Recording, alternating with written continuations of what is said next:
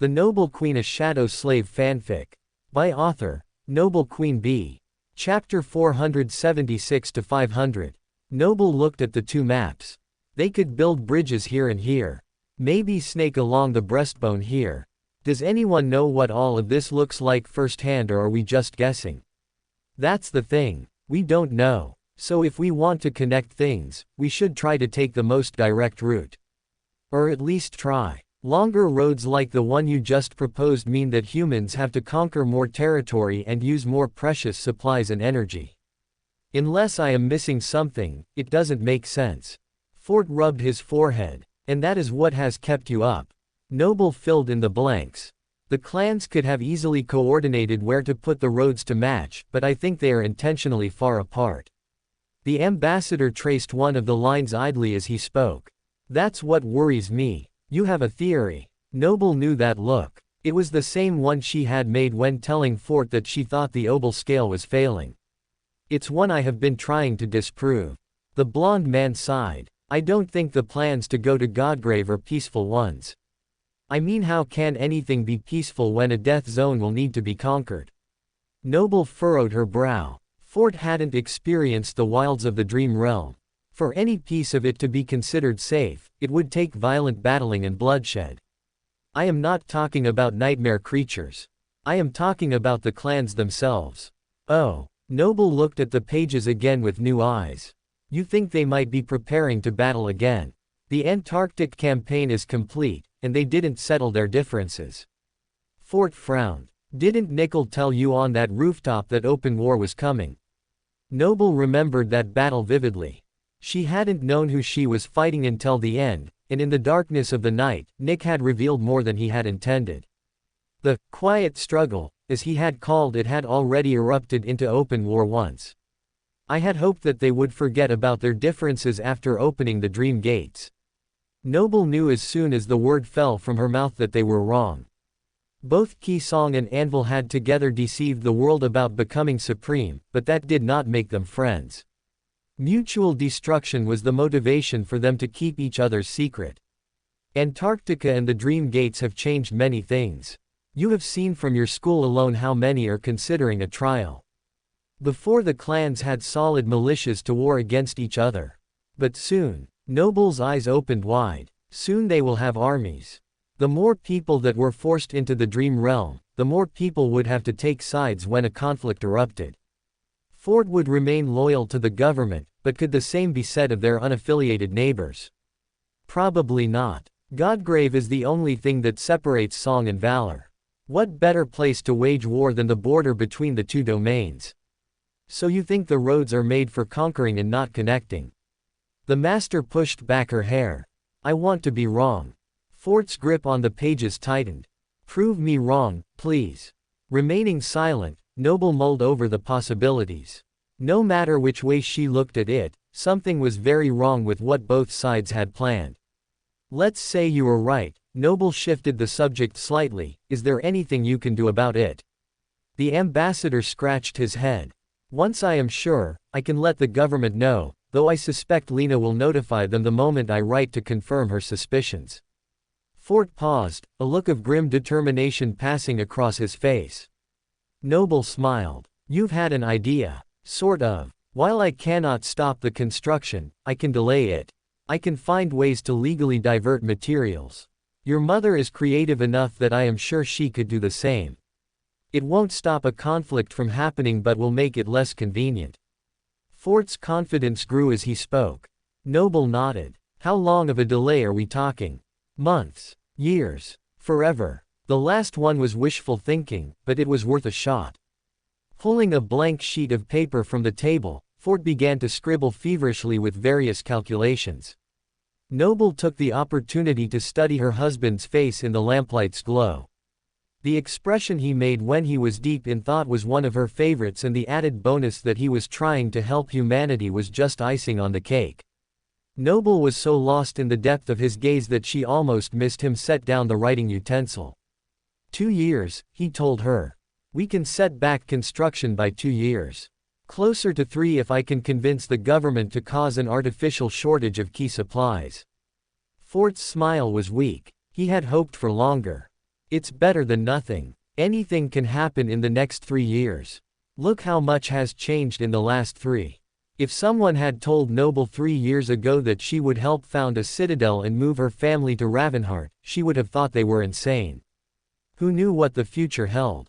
I'll write my letter to Lena and then think about who I can talk to in the government about this development.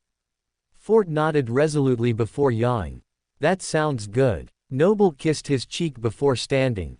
I will boil some water for tea and bring you some jerky and biscuits for us to snack on. I didn't know we had any jerky. Fort had a soft spot for the food, so there was rarely any in the house. Didn't I tell you? Rain made it with meat from. Noble stopped mid-sentence. She glanced at her husband. Our girl has been out hunting again, has she? Fort didn't look up from the page. His emotions had barely spiked. The master took that as a good sign to continue. She has. Another dormant beast this time. Rain trapped it from what I understood. Came back without a scratch on her. She is getting smarter and stronger. Fort's voice was filled with approval. That's good. You must be more tired than I thought. Noble stoked the fire below the stove. I've never seen you so calm when the subject of Rain's hunts comes up. Fort chuckled humorlessly. What can I say? The threat of a looming war puts things in perspective. We will all need strength and cunning. Noble knew it was far more than just the war that had brought about the change of heart. Under the encouragement of his therapist, Fort had been facing issues that he had often ignored. With far more effort than he was willing to admit, the ambassador was learning to find his place in the world again after Noble conquered the second nightmare. His confidence was slowly returning, and with it his ability to understand and support others' choices. That wasn't to say Fort was perfect. If Rain had gotten hurt, his reaction would have been much stronger. But with time, perhaps even that response would change as well. You should be telling her that, not me. Noble gathered the food onto a tray as she returned to the living room. Telling her about the war. Fort furrowed his brow. No, telling her that you are proud of her success. She can't feel your emotions like I can. Noble placed down the tray. Fort looked at the monster meat his daughter had killed and butchered with her own hands. He picked up a piece. I'll tell her, he promised his wife. Kissing her husband's cheek, Noble smiled. You are a good man. I'm trying, Fort admitted. Let's try to do some good together. Noble picked up a biscuit. I know a thing or two about delay tactics. The early morning hours passed quickly as the couple did their best with the information that they had. Fort would need to check and recheck many facts before proceeding, but Noble's fresh set of eyes gave him some perspective on possible avenues to pursue. That was assuming others in the government would agree with his findings and help with his efforts. Even if they didn't, Fort would do what he could to delay tragedy or stop it altogether. Though if the sovereigns were dead set on fighting one another, there was little hope of accomplishing the latter. Noble tapped her chin as she sipped at her second cup of tea for the day. Workers will be needed for these roads as well, right? Could you get government funding to supplement the salaries of those who will be connecting citadels? Then the clans would be forced to sink more money into their other projects if they want workers to take on the riskier. Mom, Dad, what are you doing up this early? Rain came down the stairs with a yawn. What else? Saving the world. Fort flashed a tired grin. Rain stared at them a moment. I see. Noble gave her husband a meaningful glance. A flash of confusion crossed his face before he nodded in understanding. I heard you did your part in saving the people of Ravenheart as well. You did. Rain straightened her back, flicking her eyes to her mother and back to her dad. Fort held up the final piece of meat that still lingered on his plate. I tasted it too. You may not get your sense of adventure from me, but your cooking skills. You have learned well at the feet of Chef Fort. His face became serious. Good job. On the food and the hunt. The teen's shoulders relaxed so much that the girl looked like she might turn into a puddle. Thanks, Dad. Noble wiped a tear from the corner of her eye and coughed lightly. I don't know about you two, but I think we should fry up what is left of that meat for breakfast. If that's all right with you, Rain. That's fine with me. The teen hurried to fetch the meat for the pan. I heard about this recipe, Mom. Could you tell me if you think it would be any good? Are you sure you don't want to ask your father? Noble cut her eyes at her husband. He is the culinary expert in the family. I would rather him judge my work when it is all through, if that works for you, Dad. Fort's eyes crinkled. It had been a long time since he had seen that kind of warmth from his daughter, and it touched him in a way he couldn't describe. Whatever you decide, sweet girl, I support that choice. The two locked eyes. Rain's quizzical expression said it all. Did he mean what he was saying? Rain had always valued her father's approval, and after months of delicately avoiding certain topics, she was hesitant to believe that he might be offering any more than approval of her cooking. But he held her gaze and nodded. I love you. Even if I'm a little crazy. Rain prodded. Even if you are a lot crazy. Fort took another bite of the jerky. But I may have to reconsider my investments in orange meat, if you keep bringing home quality game. It might become a conflict of interest. The teen's lips tilted upward as she tied back her hair. I'll try to make the decision easy for you. While the ladies prepared breakfast, the twins got up and took a morning run. Noble hadn't asked what made Blaze start going out early with his brother, but she suspected the cute girl who sometimes joined them had something to do with it. By the time the boys returned, the papers had all been put away and the family enjoyed a morning meal. After 6 months in the dream realm, the children had grown accustomed to the lack of electricity and wintry weather all year. If their friends back in the NQSC could see the kids eating food from an old metal stove, washing clothing in a fancy bucket, and reading at night by candlelight, they would likely pity their former classmates. Yet Brock, Blaze, and Rain were happy with the lives they were living. Things were simple, sure, but they were by no means boring. I think I am going to build a clock like the one on the wall and put it in my bedroom, Blaze announced over the meal. I wake up all the time worried that I am late for class and I have to come down to make sure it isn't time to get up. You are worried about being late for school or being too late to see Joan. Brock innocently placed a bite of food in his mouth. I don't know what you are talking about, Blaze lied, his cheeks burning. I'll see if I can find a kit next time I am in the NQSC. Are you sure you don't want me to buy you one instead? Noble offered. No, the younger twin shook his head, I think I would like to build it myself. You mean you would like to build it with Joan? Brock prodded with a wink. I would not. Blaze shot his brother an angry glare. Then he added more casually. Why? Did she mention me to you? By the time the meal was complete, everyone had places to be. The boys were off to school, which had been welcoming students to their completed facility for a couple of months now. Fort left for work to check all of the things he had talked about with Noble, and then try to contact the proper authorities. And Rain, well, Rain was going somewhere secret as usual. After a few days inside of Ravenheart, Noble guessed she would be back in the wilderness for training. So the group parted ways at the door, each wishing the others well. Fort kissed his wife's cheek. Good luck today. I know everything will go smoothly. Thank you. I'm sure it will be fine. Noble hugged her husband and accepted his well wishes. You be safe too. Noble didn't say the rest of what she wanted, but Fort understood. I'll be careful like always, he assured her. Fort had been burned by Agent Mitt during the discovery of the chain of nightmare gates in Antarctica. Since that time he had become even more careful with who to trust with information. The professor had faith that he would be wise. Noble would need her own wisdom today. I have to get going. The streets were fuller than Noble had ever seen as she headed out. More people from the outskirts still came in daily.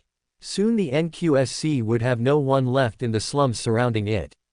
Noble couldn't blame them. The jobs and opportunities in Ravenheart and Bastion were a chance at a fresh start. The extra workers made the landscape of the city change at a staggering pace. Each time she looked, there seemed to be a whole new street of houses or a city square of shops that popped up overnight. While the waking world was losing occupants, Ravenheart was experiencing a population boom. But Noble wasn't walking down the street to take in the new and familiar places. Like her family, she had somewhere to be. And that place had cost her dearly. Walking up to the pristine buildings gave Noble an immense sense of pride. They would get covered in ash like everything else and need to be cleaned soon enough, but just now they looked like freshly wrapped presents. I can't believe we did it.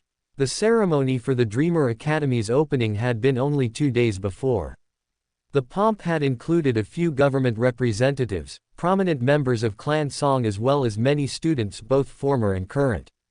Thankfully that day had passed with beautiful skies as her family applauded her accomplishment. Now, the campus was hers to run. Noble was confident she could make things work. She had managed to set up a working model in the months since moving to Ravenheart. The building was just the final step in her dream being realized. Excuse me, ma'am. I don't suppose you know who is in charge around here. Noble turned and then averted her eyes with an apologetic smile. I didn't know you were back in town, Master Chip. No one knows my coming and going except maybe the dead gods. The other master smiled as he pointed up to the most prominent of the new buildings. Love your new school, Madam Headmistress. She's a beaut. Are you hiring? Noble raised one eyebrow. What skills would you want to impart to young, impressionable minds? You sound like you don't believe I could be wholesome and completely nonviolent around young people. I am an expert in nightmare creature anatomy. If you have that covered, then maybe you need an instructor who specializes in poisons, toxins, and venoms. I have suffered from my fair share and would be glad to go into detail on the side effects and treatments. Oh. Noble remembered how Chip had lost Joe to the deadly adders. Had his studies been inspired by the tragedy? Sure, I will tell the students about the time I nearly lost a leg to a plant that was yellow and black striped. The thing was so insidious that when it caught me, the tendons in my legs started to disintegrate almost immediately. I could see my muscles as my skin melted, and don't get me started on. Noble glanced at him, felt the wave of nausea hit her from his flaw and then held up her hand. I think I have heard enough. I am not looking for staff today. I'm sorry. Chip tapped his chin. If it will sweeten the offer, there is a saint that I'm friends with during my time in the military who is passionate about educating anyone who wants to listen. Top Sheila and similar in temperament to you. I could get her in for an interview if you're interested. Noble thought for a moment. Having a saint come and speak would be a special treat. I will take it under consideration. The man pumped his fist. You're the best, Noble. I haven't agreed to anything. The headmistress felt bad for misleading her former battlemate. He was too much of a loose cannon to have around mundane youth. I meant it when I said I am not looking at this time. Chip held his belly and laughed. You even considering my outrageous request is far more than what I had hoped for. I expected to be shot down with extreme prejudice. I'll take what I can get. Good day, Noble. But if you need help with any unruly students, just send word to the Abyssal Fire, and I'll come down to take care of them double quick. The tension in Noble's shoulders left as she chuckled. Good day, Chip. And thank you. Noble was never quite sure what to make of the strange man when he appeared, but she felt better after talking to him. I don't know whether students would be intrigued or traumatized by the combination of his flaw and the startling detail of his injuries. Probably both. Noble pushed open the doors of the Dreamer Academy and inhaled the scent of fresh wood and cold stone. It's going to be a good day. I can feel it. The first class would begin in a few hours in one of the practice arenas. Without spelltech to reinforce the walls and floor, the construction team had gotten creative. While Noble wasn't sure exactly what they had done, there were runes marking many of the walls. Noble was given special instructions on how to activate the reinforcements. Part of those instructions included funneling her essence into the special markings. Like a steward opening the curtains of a mansion for the morning, Noble gave each rune a bit of herself in preparation for the arrival of her staff and students. When it was completed, she moved to her office. Her mind went on alert as something moved. Sparks appeared in her hand as the zenith took shape. Who's there? She demanded. From the desk, a man-shaped shadow raised its hands in surrender. Noble lowered her blade. What are you doing here? The shadow pointed to the desk. When Noble glanced at it, she saw a page folded in quarters lying neatly on the surface. She looked back, but the interloper had already disappeared. Dismissing her sword, Noble patted the gold bracelets on her wrists. Good job. We never would have been able to sneak up on him otherwise. After taking her place behind her new desk, Noble picked up the letter. What did you leave for me? Since the peace offering, which ironically had brought with it a heap of trouble, Noble had found notes at odd intervals with random information. None of them were ever signed, but they didn't need to be. There was only one person who would communicate with her in the secretive manner. Today only confirmed what she already knew. The contents of the note were more extensive than previous ones. Though I plan to make the Dreamer Academy unnecessary someday, I wish you luck until then. Take care of the students of Ravenheart while I continue with my lone apprentice. Speaking of my apprentice, she is close to a breakthrough. Don't worry. It is completely safe, probably. Noble read the note twice. The first part was clear enough. While Sunny wanted the day to go well, he eventually hoped that natural awakening would replace conquering a nightmare. It was the second part of the message that she studied for a moment. What exactly constituted a breakthrough in the strange saint's mind? Her rudimentary understanding of the process told her that there were stages. The hopefuls had to take a step toward awakening before they could join the group. But what that step was, Noble had no idea. Maybe if Rain achieved it, Noble would finally be able to put the missing piece of the puzzle into place. A soft knock on the door preceded awakened Halo entering with a bow. Noble put the paper in her drawer, determined to study it more later. Yes. Halo cleared his throat. The staff is ready and gathered by the front door. Many students are already waiting outside to come in, but we thought you should have the honor of officially opening the doors for the first time. Oh, thank you. Noble had planned to welcome the staff as well, but it seemed her morning duties and the shadowy intruder had made her lose track of time. Standing, she headed toward the door before glancing back at the desk and the note inside of it one last time. He hopes there will be no need for the Dreamer Academy someday. So do I. Until then, we will help all who come through the doors. Passing through the empty halls, Noble approached the awakened lecturers who were all waiting inside the entrance. Is everyone ready? She asked them with a wide grin. The nods of assent gave her the courage to move forward. Placing her hands on the handles, Noble threw back the doors and then held them there with her ability. Welcome, potential dreamers. The Dreamer Academy is officially open. Setting down a piece of chalk that she had used to write on a green slab hung on the wall, Noble clapped her hands. That's all for today, students. Don't forget to check the schedule on your way out to pick when to return. Completing her course on memories, Noble dismissed her class. While none of those attending had memories yet, they could still benefit from knowing the basics of how they were classified and their general purpose. The headmistress had only taught one short class during the first day, putting her administrative duties as her highest priority. Flitting around, Noble had made sure everyone had what they needed. There were a few hiccups, but Noble pushed through and was ready to go home. She only had a little paperwork left before she could consider her day complete.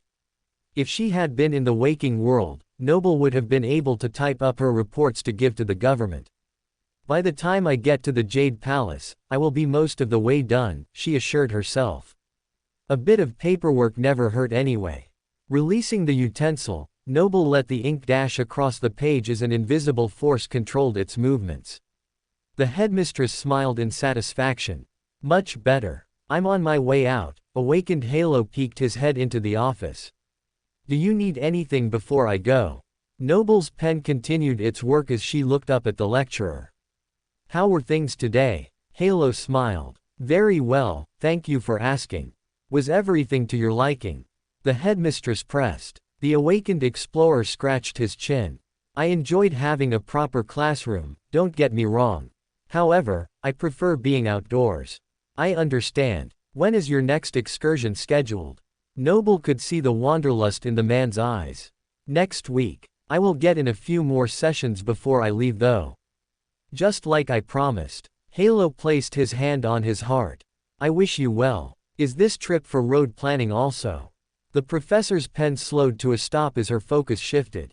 What else? My clan has me traversing all the wilds from the edge of the Hollow Mountains to the sea and everywhere in between. This time they are sending me all the way to the border of Godgrave. Godgrave. They are having you map roads to Godgrave. Noble acted appropriately surprised. Halo nodded. Have you ever been in that direction? I have not. I try not to frequent death zones. Noble pursed her lips. Why would they make roads to Godgrave? I've no idea, the man shrugged. I only do as I am told. Are they hoping to connect to Bastion?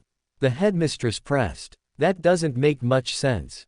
Halo seemed to be considering it seriously for the first time. Why not? Noble tried to act only moderately interested. If she asked too many questions, her companion would be suspicious of her motivation. She needed to tread carefully. Halo scratched his chin. The way I understand it, if a mundane leaves a sovereign's domain, they are infected by the spell. They can't travel between domains, so what would be the point of connecting the clans?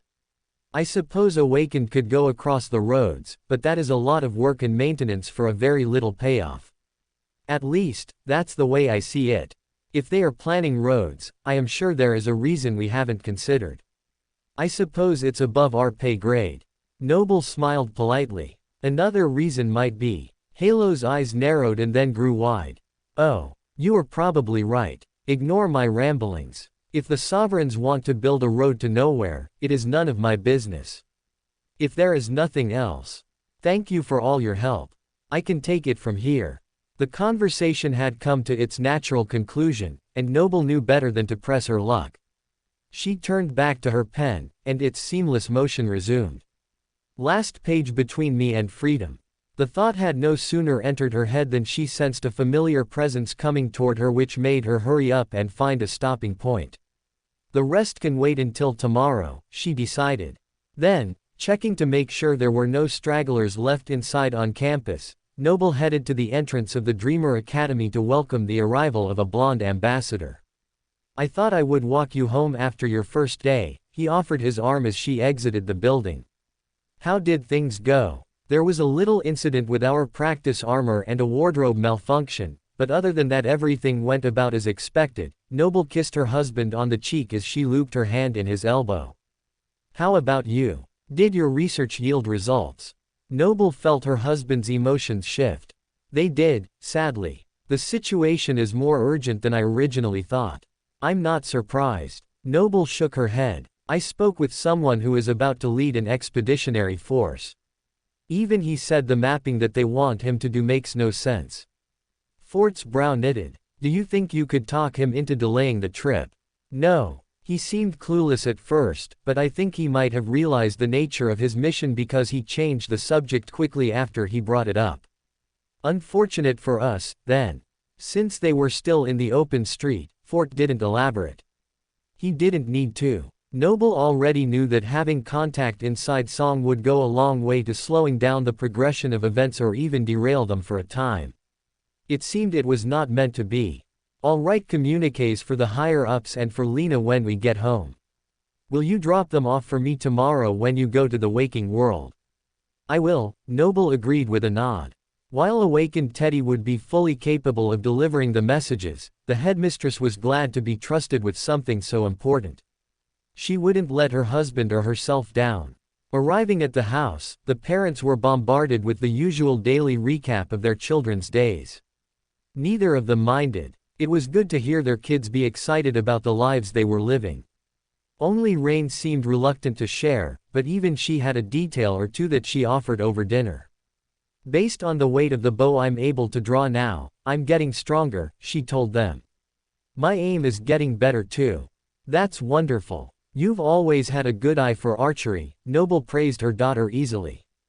Why, I wouldn't be surprised if soon. A knock at the door interrupted her flow of thought. It's for you, the master told her husband.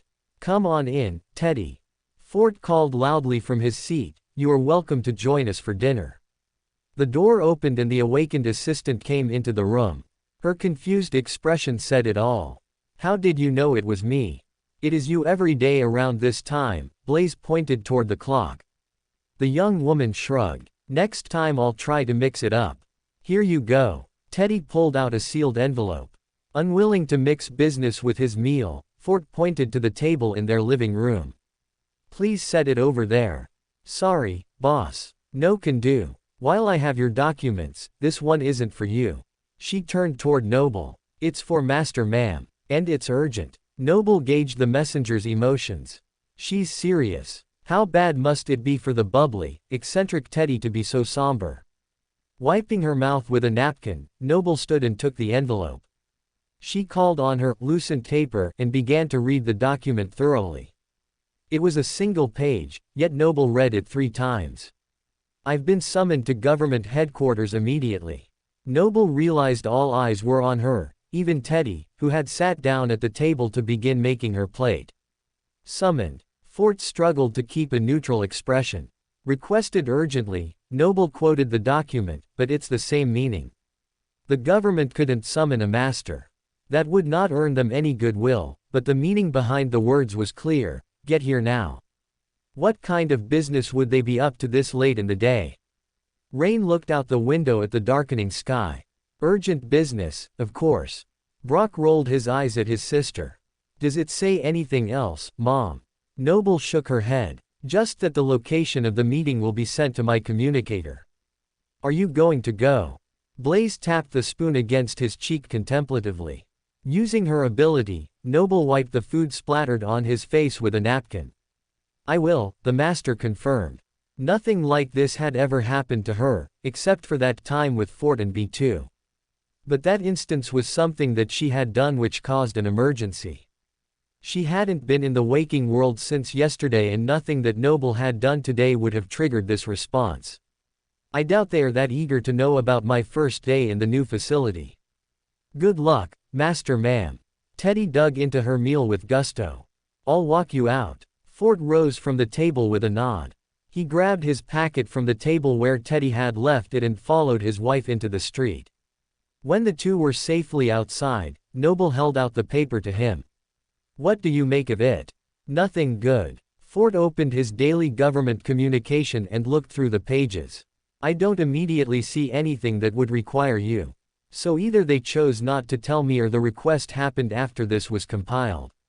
The second option made more sense. Noble would tell him what was going on anyway as soon as she knew, so there was little point in keeping anything from him. They did say it was urgent. Noble folded the page. I guess the only way to know for sure is to get on with it. Since you're going anyway, Fort slipped inside and back out with an official envelope of his own. So many envelopes, Noble lamented. Can you deliver this to the Chancellor if you see him? I see no reason to hide my findings from him. If he supports the war, then we are all lost anyway. Fort gave a weary smile. Is it too much to hope that this emergency and the one in the waking world are the same? Noble frowned. Wait, no, if they are calling me, that would mean things are moving too quickly. I don't want that either. Noble wasn't sure what the best-case scenario was, but surely it wasn't a warning that her family might be in imminent danger. We won't know until you go. Fort squeezed his wife's hand. He was anxious too, and he would have to wait even longer than his wife to know what was wrong. Summoning her storage memory, the master took the package from her husband and placed it inside. The box dissipated in a rain of sparks. Noble kissed her husband. I'll be back when I can. Fort headed back into the house while Noble hurried down the street. Flying was quicker, but she didn't feel like drawing attention to herself. Fortunately, the twilight in her bracelets lessened the risk of her being noticed. She passed across the awakened bridge with barely a soul looking her way. Then, finding the gateway, she slipped into the waking world without even a whisper. Professor Noble. B2 barely exited the alcove to see the blur of the master rushing up the stairs. No time to talk. The android made a metallic sound before closing the hatch once more. Rude. Ignoring the remark, Noble headed down the hall and away from the quiet campus of anxious sleepers. The object in her hand buzzed as she reached the gate of the academy. Looking at it, Noble's lips formed a thin line. Scanning the street, she found a dark PTV. The window rolled down as she approached. Master Noble. That's me. The professor replied. I'm Hunt. I'm here to take you to headquarters. Noble dipped her head. So I see. While I'm flattered they sent a ride for me, I'd much rather take the train. They told me you would say that. The driver pressed a button. Spelltech took over, allowing the car to rise a small amount off of the ground. Hunt smiled. Hop in. Seems they thought of everything. Noble wondered how the government knew. Her ride with Cole at the port was the only other time she had ridden in a craft that could hover, yet someone along the way had made note of her preference. That was both touching and a little unnerving. But Noble wouldn't object to the smooth ride. Climbing in the back seat, Noble settled into the soft cushions. "I don't suppose you know what this is about?" she asked with a small smile. "I just drive the cars, ma'am," he answered without looking in the rearview at her. So much for conversation. The PTV took off quickly, paying little heed to the world as it sped by. Her communicator vibrated a second time. Noble took the instructions in with a neutral expression. "We are meeting on the top floor." No surprise there. Noble tried not to let her mind wander to what catastrophe might be looming on the horizon. All she knew for sure was that this time it wasn't her fault. "At least I hope not. Have I said anything vague to be too lately?" The android had been accessing a lot of information lately without Noble's knowledge or permission. What if the assistant had stumbled on something even bigger than the chain of nightmares in Antarctica? Noble's imagination, which she had been trying to control, went wild. Every worst-case scenario passed through her mind in quick succession. The professor made as many contingency plans as her brain could form, but with each one a new catastrophe formed in her mind. "We're here." Hunt cleared his throat. "What?" "Oh, thank you." Noble ducked her head as she left the vehicle. She looked up at the largest building of government headquarters. The driver had taken her through the front gate without her noticing and deposited her at the doorstep. The area out front was empty as was the foyer inside. The only person was an agent waiting with her hands folded. "I'm here to escort you, Master Noble," she said with a slight bow. Noble nodded and motioned for her to lead the way. The journey to the top floor felt like an eternity before the elevator asked and acknowledged the occupants. Noble was led into the Chancellor's office. Of all the situations she had imagined might have led to her summons, the one she was about to hear wasn't one of them.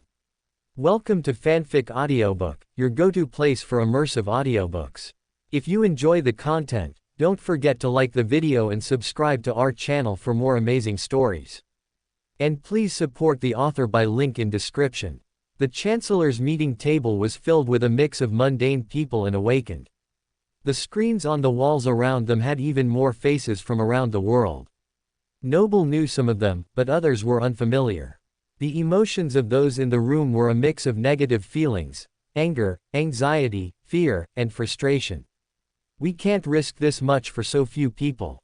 Some dark-haired woman on the screen was practically screaming. "You've made your feelings quite clear."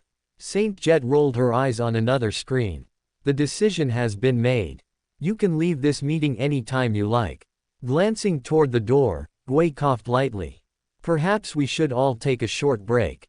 Master Noble has arrived, and I should fill her in on the situation. We will reconvene in 10 minutes. The Chancellor pressed a button and the screens all paused in place before fading. Those in the room got up from the table as well, relieved to have a moment to stretch their legs. When things cleared, only 3 people beside Noble remained, 1 saint and 2 mundane people. "I don't think you should stay for this part," Saint Cor said to the mundane woman beside him. The woman's eyes were sunken and her short hair was disheveled. Everything about her said she needed a break, but the lady scowled instead. "I'm not going anywhere. This is too important." Gui nodded. He motioned to Noble, who was still frozen in place, and sighed wearily. "Please join us. There is a lot to discuss." The master took one of the empty seats. A tray of food came and was left on the table while the 4 got situated. However, none of them seemed in the mood to eat. "What is this about?" Noble asked, breaking the silence. "If it is about something B2 has done. It isn't your android this time." One corner of Gui's mouth turned up slightly. "I would prefer a problem like that any day of the week." "Oh." Noble was relieved and at the same time very troubled by his words. "Then, what?" "Skinwalkers, Wake of Ruins." Gravelly voice echoed in the office. Gui folded his hands on the table. "We know you have been patrolling Ravenheart for the Skinwalker. And I assume you reflexively check around the Awakened Academy when you are in the waking world." "I do." Noble blood ran cold. "Is something wrong at the Academy?"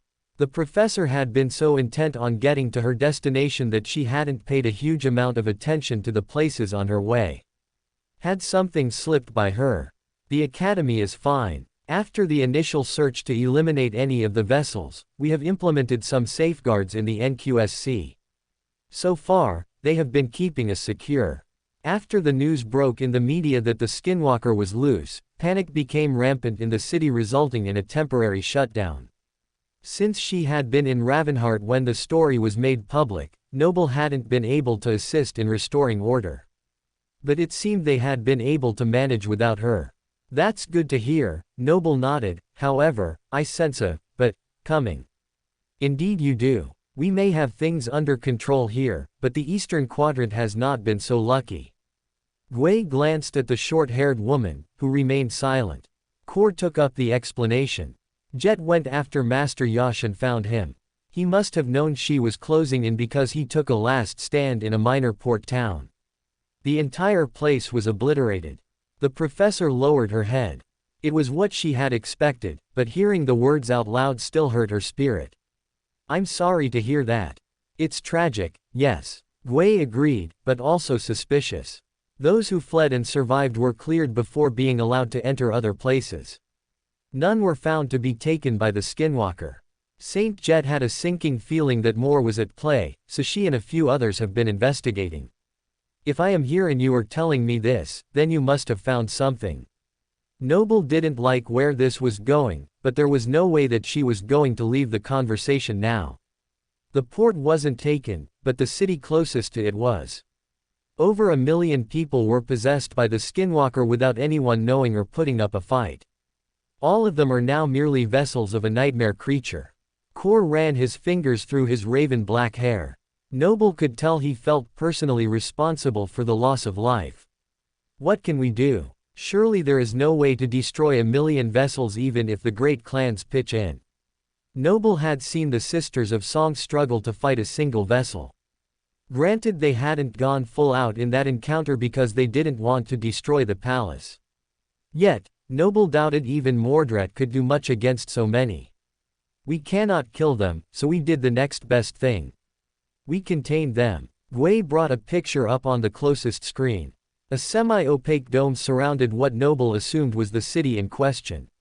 Even with the aerial view, Noble felt the scene looked oddly familiar. That is when she noticed the shimmering markings at the edge of the mysterious bubble. Is that what I think it is? Noble squinted, hardly believing her eyes. Are those runes? It looks like Crestfall did in the nightmare. I hoped that you would recognize it, the Chancellor nodded. Master Celio provided us with a copy of the rubbings from your nightmare.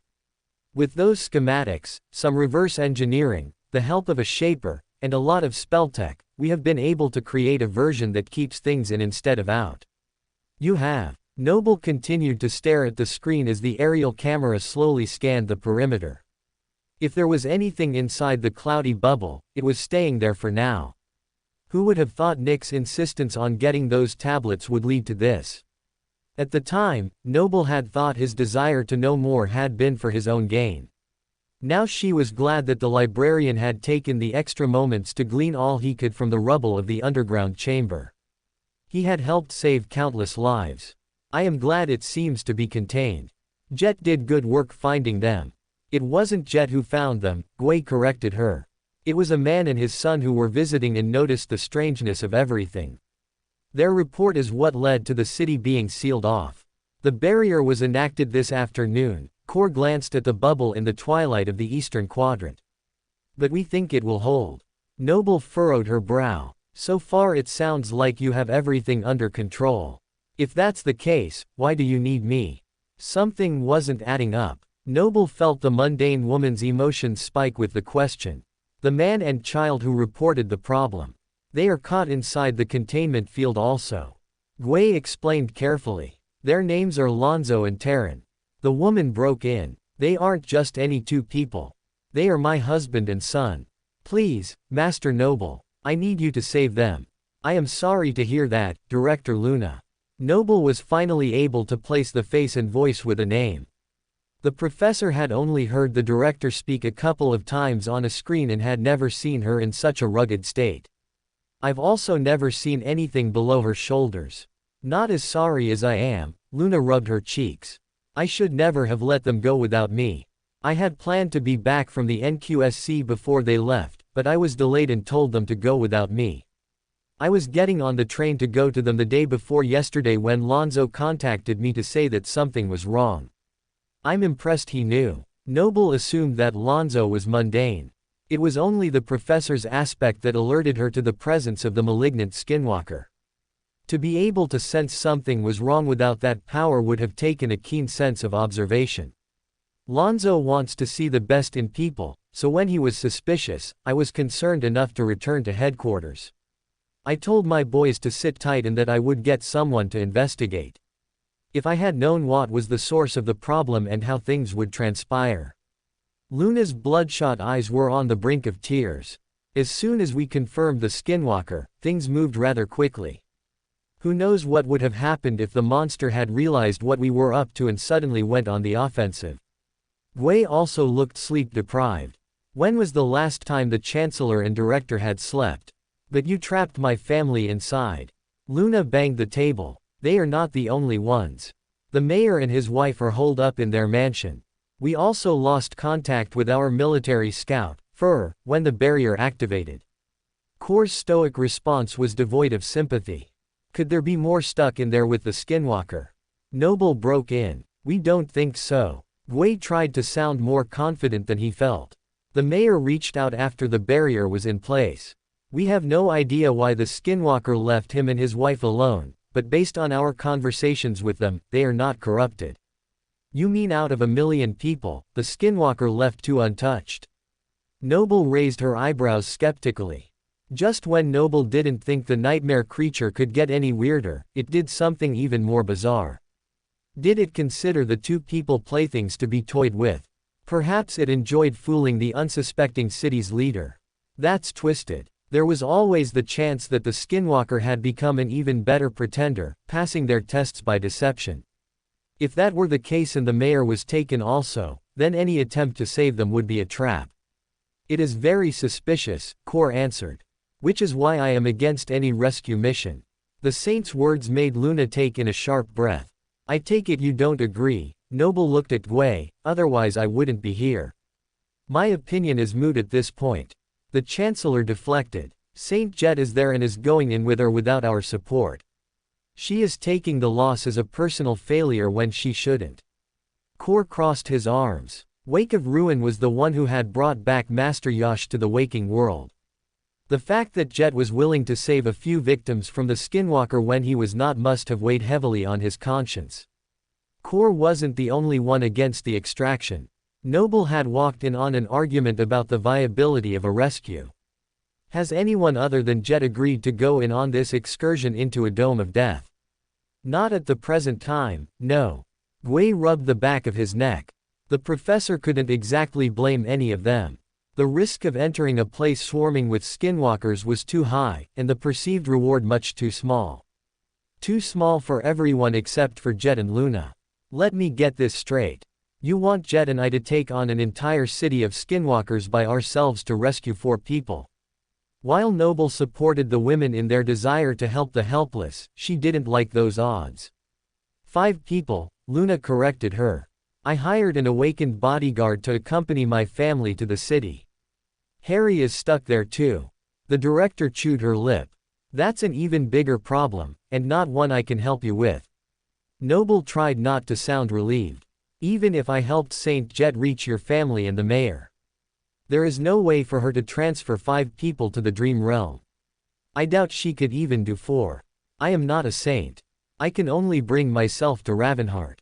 Gui scratched his beard. Since Crestfall is not under the domain of either sovereign, taking mundane people there would infect them. We are looking for a way around this since the mayor and his wife have agreed to start fresh in the dream realm. We hope to have a solution soon. Just the mayor and his wife. What about the others? Noble had been working on the assumption that the mission would be a one-way trip. Transferring the survivors and themselves to the dream realm made the most sense. It was the safest way, if diving into a den of skinwalkers could ever be considered safe. Noble watched Director Luna's mouth form a firm line. No matter what happens, my family isn't going to the dream realm. Noble furrowed her brow. Why not? I know it may not have been your plan, but I'm sure the Chancellor would be willing to transfer you to wherever they end up. My husband, Fort, would welcome the help in the Song domain. If the government can get a second saint to help, then. No. Luna shook her head. Noble frowned. Have you tried every saint? I know you are pressed for time, but I can make a few calls. Even if we found one, it wouldn't change anything. Luna stared steadily forward. My family cannot leave the waking world. My son cannot go to the dream realm for one simple reason. He'll die. Die. Noble looked to the men for confirmation that she had heard correctly. Terran was born with a rare condition. We have tried every treatment that money can buy. We've been to nearly every doctor and healer in the EQSC. Not even the best awakened can fix what is wrong. We thought we had finally found the answer, but when Lonzo arrived with Terran at the facility and started asking questions, things weren't adding up. Director Luna looked down as she continued. The man didn't sound like the competent doctor that Lonzo had spoken to a couple of months before. My husband managed to get my son and himself to a government bunker. That's where they are now. But Terran is only living due to spelltech, which helps his body function. If you take him to the dream realm, that technology will fail. Terran might make it a week, maybe 2. But he will die. Luna reached forward and took Noble's hands. So I ask you as one loving mother to another. Will you help me? What Luna was asking was impossibly huge. She was putting the fate of her family in Noble's hands. Which left Noble with the nagging question. Why me? Luna's sad expression changed slightly. What do you mean? You are the obvious choice. I am not sure I follow. There must be someone else. Noble could think of dozens of people more powerful and better qualified to take on a skinwalker. The great clans have refused to help, and the other government saints are unavailable. Kor's words left no room for disagreement. If anything, he was advising her that those more powerful would not take on the job, and neither should she. For one thing, you can tell if someone is a vessel or not. If you find that we have been fooled and these people were taken, then we can avoid making a grave error. Gui pointed out. Kor maintained a neutral expression, but Noble could feel that he wanted to say the whole mission was a grave error. Your ability to fly and lift others with you is rare, and your ability to see without opening your eyes is even more uncommon, Luna explained. I picked you because you are the one I genuinely believe that can get my family to safety. I am not asking you to fight any skinwalkers. If we can do it right, no confrontation will happen. When does anything ever go as planned? Noble had already met 4 of the skinwalkers' vessels and lived to tell about it. Wasn't this pushing her luck? Noble also didn't want to tell the grieving mother no. Luna's assessment had been correct. On paper, the master was an excellent candidate against what they knew about the skinwalker. The problem is that we know very little about the skinwalker. It had been more than 9 months since the body of Yash returned from the tomb of Ariel. In that time the skinwalker had gone largely undetected in the waking world and mostly repelled in the dream realm. No one knew its true capabilities or powers. That was terrifying. Maybe with an army of saints, but we don't have that. This is madness. Please listen to the plans before you answer, Luna pleaded. Even if you say no, your input would be invaluable. While Noble wasn't certain that was true, she did have some experience with the strange being. I'll stay for now, the professor agreed. That's all I can ask. Director Luna took a deep breath. Our break is almost over, Director. Kor tilted his head. I doubt you will want to miss anything when we reconvene. Luna nodded wearily. She stood to use the facilities, leaving the other 3 alone. You don't have to do this, Gui leaned forward. We called you because Luna insisted, but the choice is yours. I know, Noble nodded, a pale smile forming on her face. But thank you for reminding me. The government was seeking her help, not conscripting her. The choice was in her hands and hers alone. That made things both easier and harder. The decision only became more difficult when the meeting resumed and more of the information was revealed. The 5 survivors were split between 2 locations a few kilometers apart. If Noble went, Jet would only be with her for part of the journey. After that, the professor would be completely alone. It would be nice to have backup, Noble commented when asked her opinion. She was a warrior, sure, but protecting 3 people while trying to escape was a tall order. Noble didn't say it, but she put very little hope in the family's awakened guard. If Harry had been more competent and capable, then surely Noble would not have been needed. The pressure to perform would be entirely on her. We won't put more awakened at risk, a government official straightened his back, that will only give the Skinwalker more power if things go wrong. We will keep the request in mind. Gui did not commit one way or the other. Noble nodded. Thank you. I've heard enough, a golden-eyed woman glared on one of the screens. If you plan to support this mission, then there is no more reason for me to be in this meeting. When things go wrong and those creatures escape, do not come to the Western Quadrant in search of reinforcements. Good night. The screen went dark. Anyone else not looking for answers is dismissed as well, Gui responded evenly. 2 other screens went dark, and one person in the room quietly left with an apologetic glance toward Director Luna. Go, she told him. Your family is waiting for you. He hesitated and returned to his seat. No one else in the room dared to move under the director's gaze.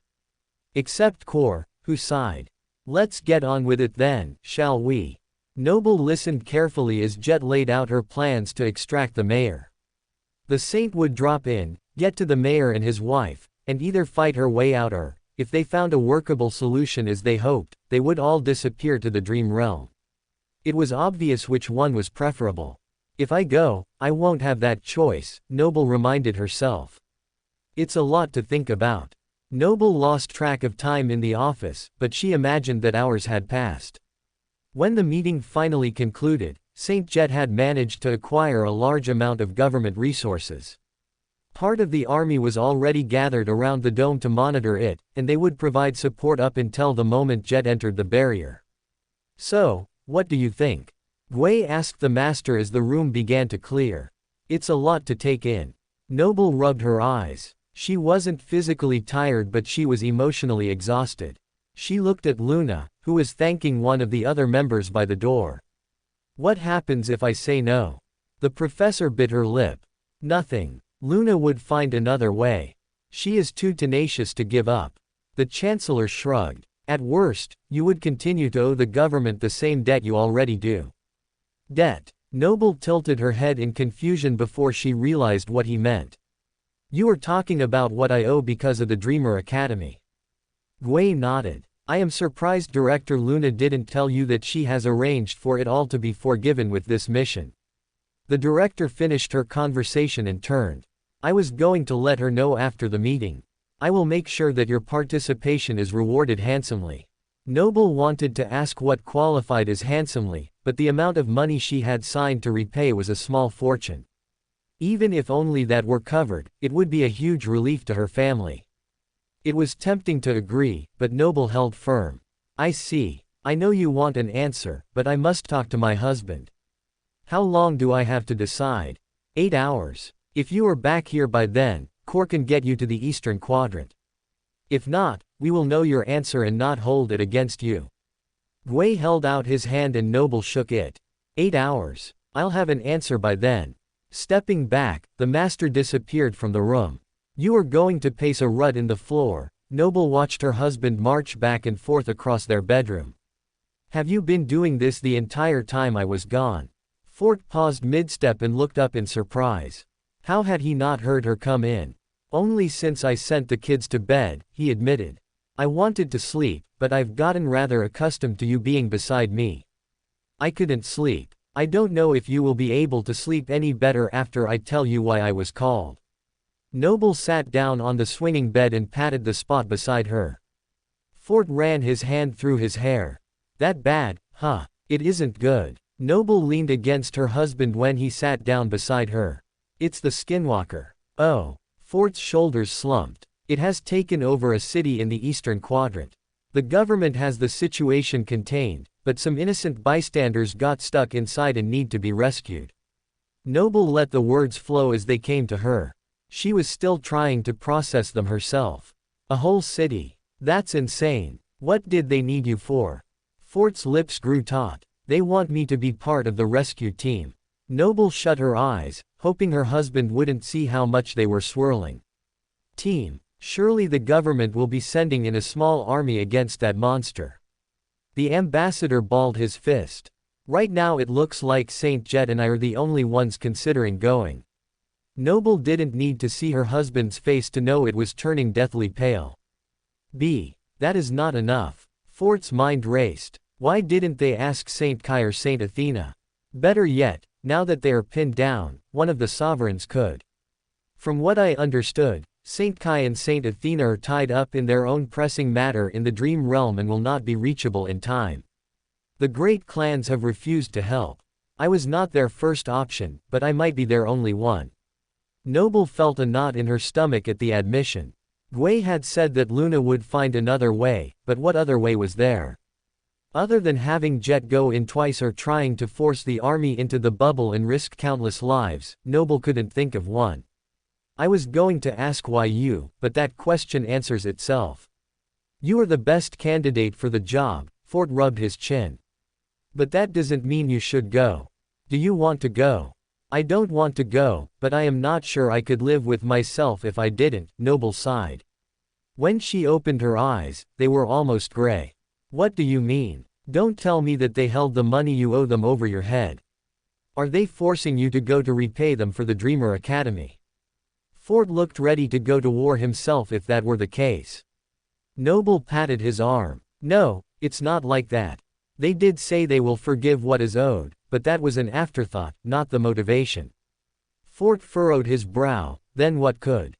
Director Luna asked me personally. The people I have been asked to save are her husband, son, and their bodyguard. Oh, Fort uttered a single syllable for the second time. Oh, Noble confirmed. Now you know my struggle. How did this even happen? Isn't Luna in the EQSC? That isn't the city that was taken, was it? Fort had believed the waking world would eventually be overrun, but he didn't think it would happen so quickly. If the EQSC was lost, then the rest of Australia, the rest of the world would be soon behind. It wasn't the EQSC. Taking a deep breath, Noble began her tale from the beginning. She relayed every detail that came to her mind, both for herself and her husband to hear. By the time she was done talking, she desperately needed something to drink. Hurrying downstairs, Ford returned with 2 cups and handed one to his wife.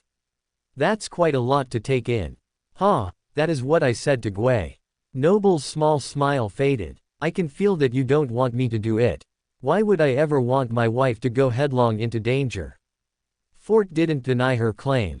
She probably knew how he was feeling even better than he did. But I'm learning more every day that I can't make decisions solely based on how I feel. The man unconsciously glanced down the hall where his daughter slept peacefully.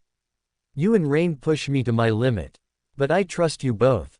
You will make the right choice, whatever it is. I can't make it for you. The one time I want you to forbid me from doing something, you go and become all noble. The professor wrinkled her nose. Where do you think I learned it from? He raised his glass to his blushing bride. So, trustworthy one, what are you thinking? Has the therapy turned you into a therapist?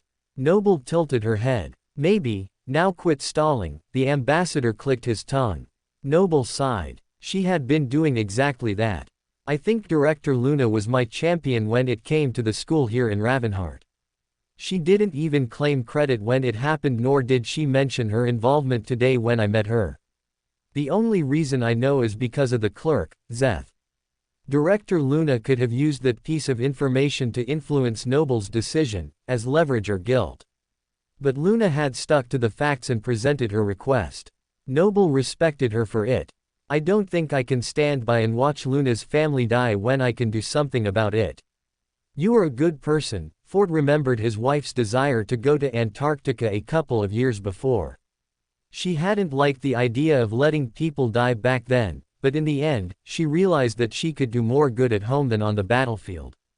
This time the battlefield was different, and the only way to help the ones in need was to dive into the action. At least she was a master now and better able to protect herself. I also don't want to put our family in jeopardy. We have worked too hard and gone through too much for me to die. I want to see our kids grow up. I can't bear the thought of leaving them without a mother. Noble had already done that for too long. You've made your decision then. Ford watched his wife's face carefully. Her eyes swirled, colors clashed and crashed, showing the war within herself. Ford wished he could take the burden from her, but he was stuck in the dream realm and unable to do anything about the situation so far from their home. Noble was oblivious to his gaze. Her thoughts collided. She wanted to do right by the innocent people trapped with the Skinwalker, but she didn't want to make her family grieve her loss a second time. In the end, there was only one option. Noble knew what to do. Director Luna checked the time, stamping her feet to ward off the cold. She looked at the row of statues as her eyes fell on one that had been pointed out the day before when she was being escorted to the Chancellor's office. Glancing at the name, she then looked up at the man's face. Director Lance. Didn't they say you were Noble's father? You know your daughter better than most then.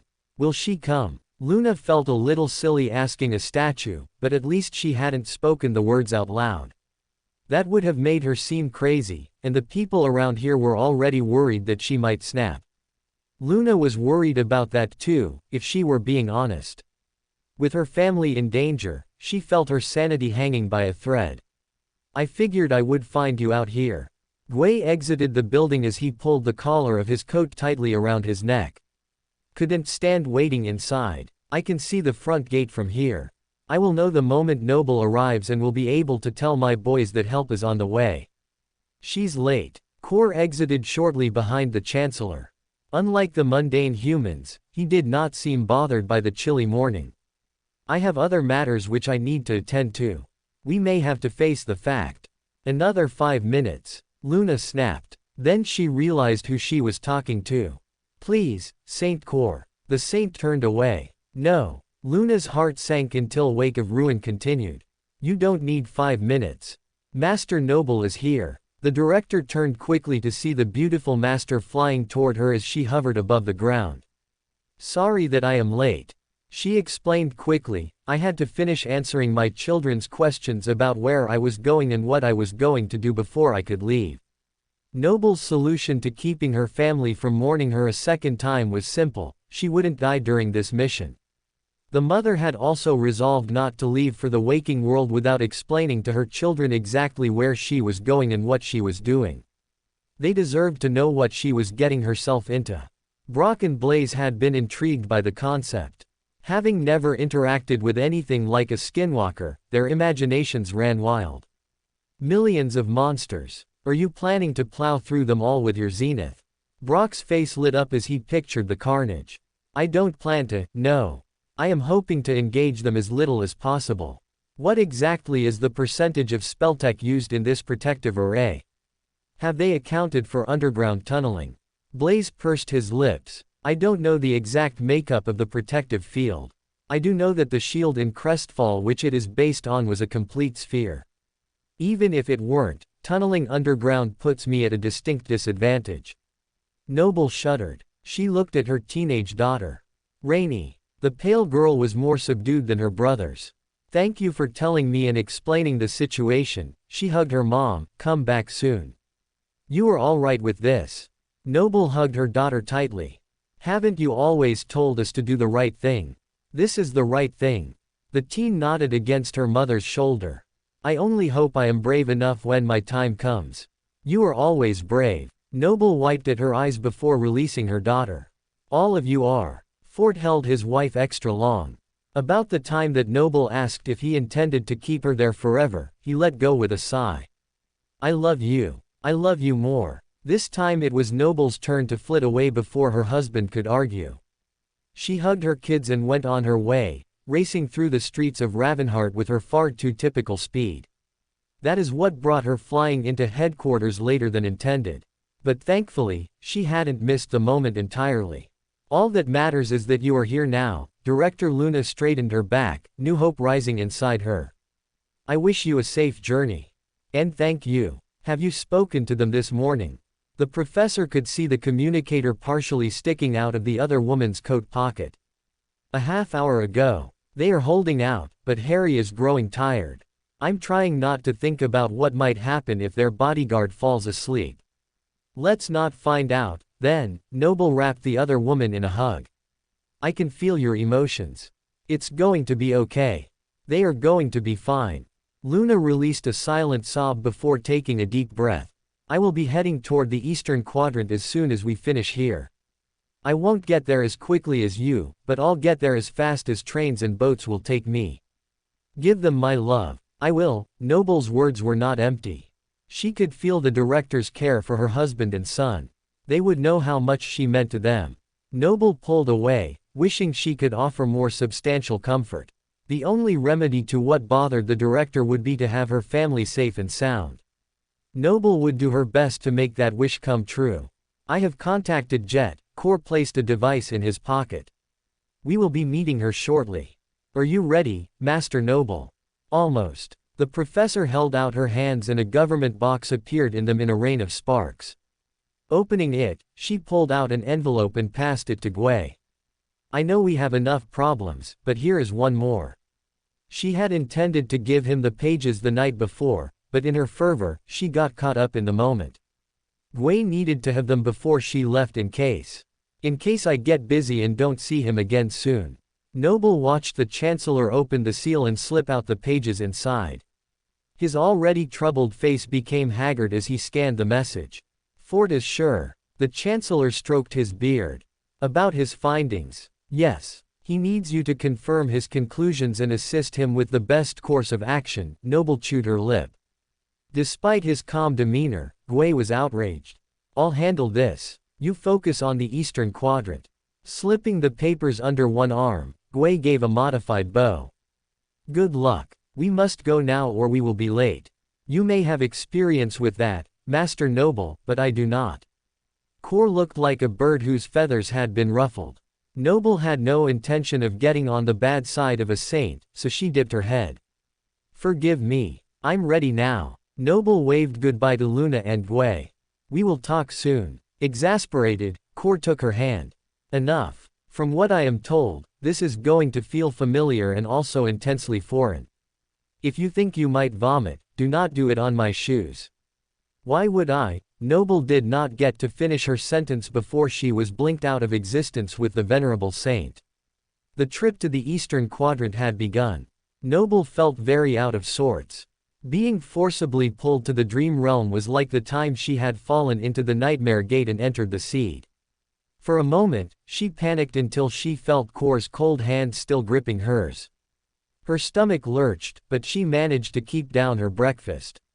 Was this how people always felt when being pulled into the dream realm by a saint, or was that a special talent only possessed by Saint Core? I guess I will find out soon enough. Noble blinked. The world around her came into focus as her eyes adjusted to the change of scenery. You did better than most for the first time. Core cut his eyes at the master with a mild amount of amusement. Next time don't fight it and it will be easier. Thanks for the advice. Noble managed. Why had the man not told her that before taking her? She didn't ask, too enthralled by the stalactites around her that formed the gaping maw of the gateway. Long time, no see. It had been months since Noble had been anywhere in the dream realm and even longer since she ventured down into the bowels of Ender's Deep. Her mind was filled with years of memories. She didn't have time to relive them. Are you coming? Core was already halfway across the cavern when he turned to look at the dazed woman.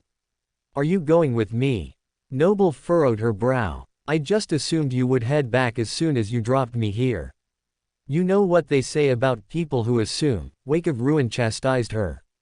Now come on. The professor maneuvered between the rocks to catch up with the impatient saint.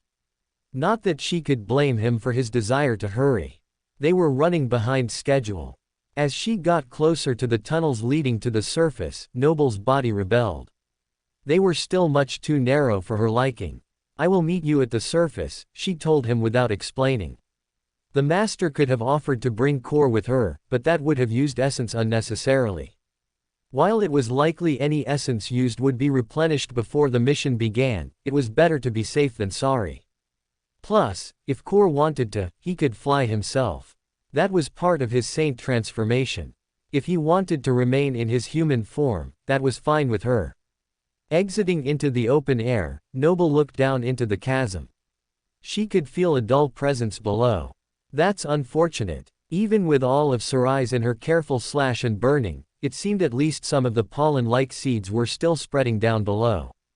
If only she had more time.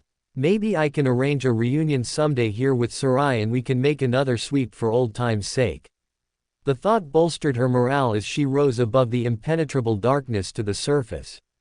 Whoa! The city stood proudly in the morning sun as if daring anything to come against it. The wall had been rebuilt and completed so that even if something came up from the ravine, it would have to face a wall before breaching the small kingdom. There were no longer temporary buildings, and the structures that stood were mostly made of solid stone. Even the palace looked different against the backdrop of the sprawling streets. Crestfall resembled the proud city kingdom that it once was. Or at least half of it. Coming close to the wall, Noble spied a glint of metal. Don't shoot. She held up her hands. I'm human. The bow lowered and she met the archer on the wall. But before she could explain herself, Kor surfaced from the ground and ordered the soldier to stand down. Master Noble is with me. Waving apologetically to the awakened warrior, Noble completed her entry into Crestfall and joined Kor in the streets. The walk toward the palace was pleasant, but Noble wondered why they were making the entire trek when it would have been easier to meet in the middle. Not that the master would complain. Secretly, she wanted a peek at the gateway that she had helped found. She's late, Wake of Ruin muttered, answering Noble's unasked question. She is going to make us walk all the way to her. That's not the worst thing. I don't mind. Noble smiled. It's inconvenient, Kor frowned. His body morphed and split into a myriad of dark shapes. The crows took to the sky, heading toward the palace with frightening speed. I guess we are flying to the palace after all. Noble lifted into the air, carefully maneuvering between the countless black birds. To be among them was strange, but thinking about how each one of them was a part of Kor's consciousness was even stranger. She was in the middle of a saint. No, that's too weird to think about. Thankfully at the speed they were traveling, they arrived at the beautiful palace a moment later and Kor resumed his human form. With a salute from the guards, the mighty doors opened to admit the visitors. From a side hall, a woman with pale skin and icy blue eyes appeared as she adjusted her jacket. The room grew noticeably colder as she drew near. Thank you for coming all this way. Jet waved at the soldier in the room. He cleared the area as the front doors shut. Unless someone came through the gateway, the three were alone. Noble checked to see that the memorial was still in place beside the shimmering exit. To her relief, the sword was still standing proudly. On the other side of the portal, a second structure had been erected, another sword, but this one was recently crafted. For those who fell at the wall, the inscription read, "Good." Noble gave the statue a nod of respect. The conversation between the two saints went on without her input. I still think this is a fool's errand. You can call it off. Kor spoke in hushed tones even though he knew that the master could hear. I will tell them that I shut down the operation. The dead gods know I want to. I'll be fine, boss. I have gotten through worse scrapes than this. I'm sure Noble has too. Jet shrugged. Kor pulled at his chin and sighed. Be careful, Jet. When am I ever? Soul Reaper laughed. Wake of Ruin turned to the master. That goes for you too, child of promise. Noble felt something stir inside her as he said her true name. I will try. If anything goes wrong or things look grim, return to the dream realm before you become a vessel. I know it might hurt to leave behind the people you are trying to save, but it will hurt much more if you are taken. Understood, Noble nodded, unsure of how she felt about the advice. Dying would hurt in the moment, of course. But the guilt of leaving people behind would last much longer. It won't come to that. Bye, boss. I'll see you on the other side. Jet saluted the elder saint. Soul Reaper held out her hand to Noble. You ready? Ready. Noble hoped that would be the last time she was wrong that day. That was unpleasant. Noble covered her mouth. You fought the feeling, didn't you? Jet was the second saint amused by Noble's discomfort that day. The boss used to drag me around sometimes also. It is counterintuitive to give in to the pull. Feels a bit like you are going off a cliff. But the whiplash from holding back is much worse. I see. Noble pinched the bridge of her nose. I hope to never need this mode of transportation again. Soul Reaper shrugged. Most people don't. The easiest way to not need it is also the hardest. Jet motioned for her to follow. The base is set up over here. It's not far. Noble could have guessed as much. The many emotional signatures in her range were all coming from the same general area behind her. Turning around, Noble stifled a gasp. Towering above the landscape was the huge cloudy dome. She had seen it on the screen before, but the image must have been from an even greater height than she thought. It needed to be large to contain 1,000,000 skinwalker vessels and the city it had taken, but even from this distance the semi-opaque bubble nearly blocked out the entire sky. Looking up, she could hardly see its top. She shook off her awe as she followed Jet around the bend in the landscape and toward the makeshift military outpost. Jet cleared her throat. I know that this mission is not ideal, but I'm glad you answered the call. When Luna suggested you, I had no objections. I might have mentioned you myself if she hadn't. Really? Noble was surprised. Jet had fought alongside the best in the world in Antarctica. How am I even on her list at all? I saw how you held your own against the corrupted Titan. As a master, you should have dropped me off and then fled back to the Citadel, but you stayed and fought alongside me. You may not have the power of a saint, but you have the heart of a warrior. Even if we didn't have limited options, I still think you would be one of the few people who can pull this off. Thank you. I hope you were right. Noble shouldn't have survived the encounter with the Hydra, or her second nightmare. Both should have been beyond her skill set, yet she prevailed. With help, Noble reminded herself. Her efforts had been enormous, but no one survived in this world alone. That's why she would be relying heavily on others' preparation and knowledge to see her through. That would have to be enough. Noble had sought additional help, of course. In the intervening hours between speaking to Fort and informing her children, the floating master had whispered into the shadows behind her home. Sunny had been reluctant to answer her call. If this is about the shadow in your office, the city has been taken over by skinwalkers. Noble felt Sunny's emotions spike. The shadowy saint frowned. That's unfortunate. They found a way to trap them inside a barrier, but a few innocents have been trapped with them. I am going to get them out. Noble paused. I don't suppose you would be interested in joining me. I am not going and neither should you. That monster is dangerous. Sunny's eyes opened wide. Noble had anticipated the answer. The saint was wary of both the waking world and people. A public appearance was very far outside of his character. I appreciate your concern. I will be careful. Do you have any advice before I go? Noble knew the strange saint had seen countless horrors. His reaction to her words meant that he, too, had met the skinwalker and survived. Don't look them in the eye or even look at them in reflections. Sunny's expression turned grave. Is that why you made Rain get rid of the mirrors in our house? Noble had noticed her daughter silently clear them out a month prior. One of the reasons, Sunny didn't elaborate. I see. I'll keep it in mind. Noble had heard the first piece of advice from Mordred, but hearing it a second time cemented the importance in her head. Take care of them while I'm gone. Rubbing the back of his head, Sunny winced. I suppose this would be a bad time to say I'm taking Rain out this afternoon for a special hunt.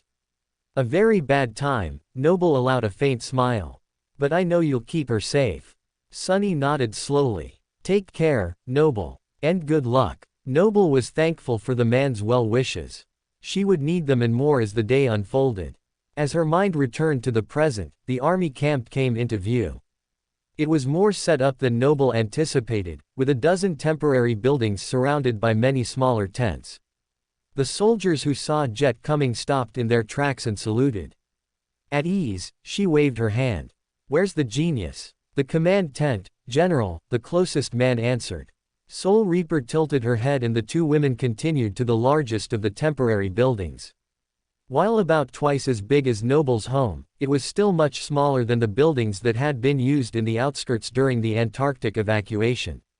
Entering the building, Noble dismissed the outer layer of her armor, allowing the purple underpinnings to show. It was very warm. After the cold of Ravenheart and the NQSC, the weather here was a shock even to her ascended body. The winter solstice was near in the northern quadrant, but here in Australia, the weather was gearing up for the hottest part of the summer. At least we will have more daylight hours to get this operation finished. Who are we going to see? A genius. Noble looked at the faces as they made their way through the mass of people. He's the spelltech specialist behind the success of the dome. We have to meet with him before we can get inside. Without Endo, we may be able to get in if we try hard enough, but we'll never be able to get out. That last bit is kind of important. Noble bit her lip. You mean you couldn't even get to the dream realm? Jet raised her shoulders noncommittally. That's what Endo claims, but I doubt it. I know he is trying to keep them contained from all angles, but I still think I could find a way to punch a hole between worlds. Better to be safe and have an escape hatch though, don't you think?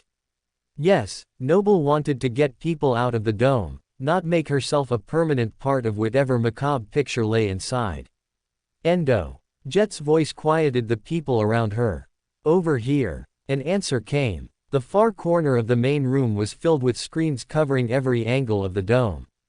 While none of the drones could pierce the veil of the cloud cover, they hovered faithfully in place as if the sight was more exciting than a Dreamscape battle.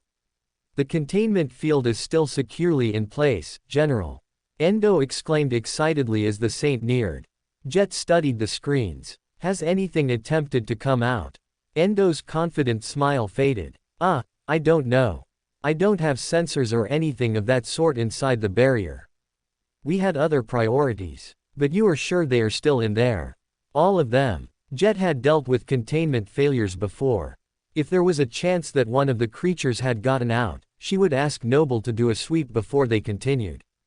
I am absolutely sure that nothing has escaped. It would have shown up as a disturbance in the sphere, and that has not happened. Soul Reaper took the words at face value. She motioned to Noble. This is Master Noble. She and I will be going in to rescue the innocent people who were trapped. We need to know how you will get both of us in and out. You mean the four of you? Endo winced, realizing he was correcting someone far superior in rank. Forgive me, ma'am, but I was led to believe there would be two others accompanying you. I have been working off of that metric. Did Kai and Effie come back early from their solstice preparations and hitch a ride here? Jet began to look for her friends. I wouldn't know anything about that. Endo chewed his lip. The two men were just here a moment ago. One of them is rather hard to miss. Noble heard soldiers nearby groan. The sound was all too familiar. Noble whirled around, picking her way through the crowd until she found two familiar faces. Or one. The other she had never been able to look at properly. But right now Noble knew if she could, the man would be grinning like a fool at her startled expression. What are you two doing here? It's a nice day for a suicide mission, Master Chip winked. Where else would I be? Koi held up his hand to silence his friend before he scared any more of the people around them. What my less than tactful friend is trying to say is, we heard there was a problem. We are here to help. Noble blinked. Koi, Chip, what are you doing here? I believe my friend already explained. Chip was highly amused. Koi rolled his eyes. We live in the EQSC when we aren't in the dream realm. Chip picked up that there was some trouble here yesterday, so we decided to come and offer our assistance. It turns out that even with a dishonorable discharge and a court-martial hovering over your head, they will let you in to help if no one else is willing. The burly man shrugged. I'm sure it helps that no one wanted to contradict two masters, Koi added. They led us straight here and told us to sit tight. That makes sense. Noble knew that Jet had been searching for help. The soldiers would have been foolish to turn away anyone who the ghostly saint might have contacted. But there was something else on Noble's mind. She had noticed the change in Koi almost immediately. When did you become a master? Recently, Koi rubbed his neck. It seemed like the right thing to do. Noble didn't ask what he meant. Based on their last battle together at Crestfall, where he had nearly been the first victim of the adders, Koi had experienced the same pull that Noble had always felt, the need to be stronger. Good for you, ascended Koi. The world is lucky to have you. Jet joined the group a moment later. She leveled the men with an icy glare. Are you two the fools who broke in here and tried to take charge of the mission? That sounds like us, Chip grinned. Koi quickly held up his hands, his big round eyes growing slightly larger. I think there has been some misunderstanding. There was a call sent out asking for assistance with a rescue mission, wasn't there? There was, but it was on an encrypted channel. Jets clenched her fists. May I ask how you got a hold of it? You may ask, Chip laughed, but don't expect a straight answer. Jet's lips pressed into a firm line. If you heard the communication, then you know that we were looking for saints. I understand, Koi dipped his head. We will get out of your hair. The burly warrior stopped his friend from making a hasty retreat. Is Noble going? Chip's critical eye made Noble feel queasy even without looking directly at him. Soul Reaper stepped closer to the burly master. She is. When did you become a saint, Noble? Chip crossed his arms. I mean, the spell should have granted you that title long ago. I just didn't realize you had made it official.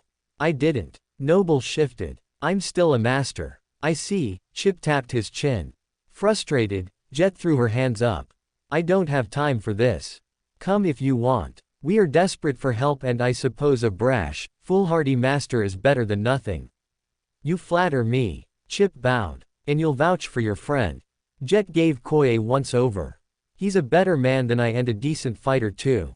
The former soldier said seriously.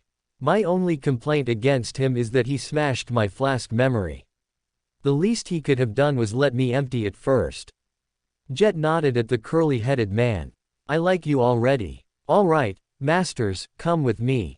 Let's get the details ironed out. We are wasting daylight. The 4 members of the team went back to Endo, who was still absorbed in the myriad of screens. I see that you found them. He started to smile. Jet's warning look made him cough. Ah well, to business then. There has been no change here. Have you figured out how to get us in and out? The saint turned her attention to the screens. Endo welcomed the question. The array is intricate and multi-layered, but a combination of countermeasures and... Soul Reaper held her head. Put it in terms that won't make me want to punch something. Endo gulped. Yes, ma'am. Getting in is the easy part. I am not sure I will have to do much. Because the main function is to keep things inside like a fishbowl, there should be minimal resistance from someone as strong as a master or saint. The tech paused. The tricky part will be getting back out. Since we don't know exactly what those creatures are capable of, I tried to cut off every means of power and sorcery available. You'll have to warn me when you want to leave, Saint Jet, and I'll send a pulse to disrupt that portion of the protective measures. It will last only a few seconds, but it should be enough. If any of the rest of you need to make an emergency exit, contact me and I'll send another pulse. I guess you found a way to get the mayor to the dream realm without getting him infected. Noble raised her eyebrows at Jet. I came to an arrangement with Clan Song. Jet pursed her lips. What kind of arrangement? Noble exchanged a glance with Koi. Soul Reaper did not pause to explain. What about the rest of these guys? We won't be going back to the dream realm with Saint Jet. Chip raised an eyebrow. Lonzo and his son have to stay in the waking world. At the very least I have to stay until they are safely out of the city. Noble explained calmly. So, Endo, how are you getting us out? The same way you are getting in. I'll fool the array into making a hole. Endo pointed to one of the screens. You fly everyone to the uppermost point, and I'll make an opening. Use this to contact me when you are ready to exit. Endo handed her them each a small box. Press here to talk. I am sorry it isn't more high-tech, but the low-frequency radios should work through the barrier. Should. The word was not lost on Noble. Contact with the mayor's communicator has become spotty. We are not sure what is causing the interference, but I think it could be due to the skinwalker. I advise you to leave your devices here in case it is somehow tracking signals. The 2 male masters obliged, handing their communication devices over for safekeeping. Noble hadn't brought hers, and Jet didn't seem to have one either. Endo walked them through the maps of the city and the last known locations of each of the individuals. It was safe to assume that they would not have moved considering the circumstances. Noble had known that 3 people she was chasing were in a safe room inside a government facility.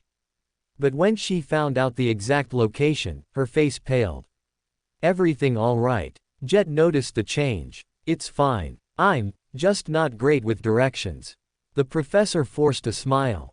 Then it's good Koi will be with us, Chip patted her shoulder. He has the best internal positioning system of anyone in Two Worlds. That's good to know. Noble felt a small sense of relief that she wouldn't be solely responsible for finding their way. Still, she memorized as much of the path as she could. The facts and figures were checked and rechecked to accommodate the two additional participants. The plans were solidified. Things were as set as they could be. They were ready to go. I didn't realize airships like this existed anymore. Noble stood on a hovering platform as it lifted into the sky. 4 engines were at each corner of the wide square, keeping the aircraft stable as the people worked on board. The Dark Ages had a lot of drawbacks, but they did create a cool thing or two. I enhanced it with a little spell tech, but I will keep that inactive unless it is necessary. I don't want to draw attention to us.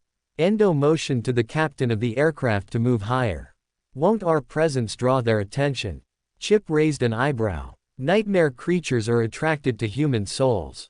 Those working feverishly around him shivered both from his presence and his words. It's possible, likely even. Jet answered as she watched the cloudy dome pass beside them. But the skinwalker, for lack of a better word, is weird. It talks and learns. So throw out any preconceived notions. They likely won't help and may even hurt you. Noble had to agree with the saint's assertion. The few times that she had run into the skinwalker had been very different from any other nightmare creature. It hadn't attacked her or even made its presence intentionally known. It was insidiously taking over people, but how did it decide who to kill and who to leave alone? Was it random or strategic? Noble didn't like either answer. I can't worry about what I can't control. All I can do is make sure I am not one of its victims. The airship rose ever higher, yet it was only halfway up the side of the dome. We'll be there in 10 minutes. Endo wrote down some calculations. A little to the left, he called to the captain. They were going to the very top of the dome. That was the safest spot to open, and also the weakest point since it was the farthest from the ruins. Opening the dome there would create a space for the masters and saint to enter without compromising the integrity of the rest of the structure. Noble counted the minutes in her head as she watched the people on the ship prepare. They were going to be hovering for the entirety of the mission, both to facilitate communication and to be ready to open the dome a second time at a moment's notice. The mundane humans were determined not to let anything go wrong outside the barrier. They were even more tense than Noble, a fact that the professor found mildly amusing. Just now the master was strangely calm. She had gotten the backup that she requested.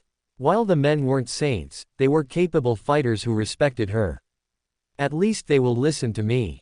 A saint might assume they knew better. Jet treated everyone like their opinion mattered, but that was not true of every saint. Maybe this was for the best. Or maybe I'm just trying to comfort myself. Noble's eyes swirled like two storms. She needed to think positively. The mission will be a success. Eventually, the platform slowed to a stop.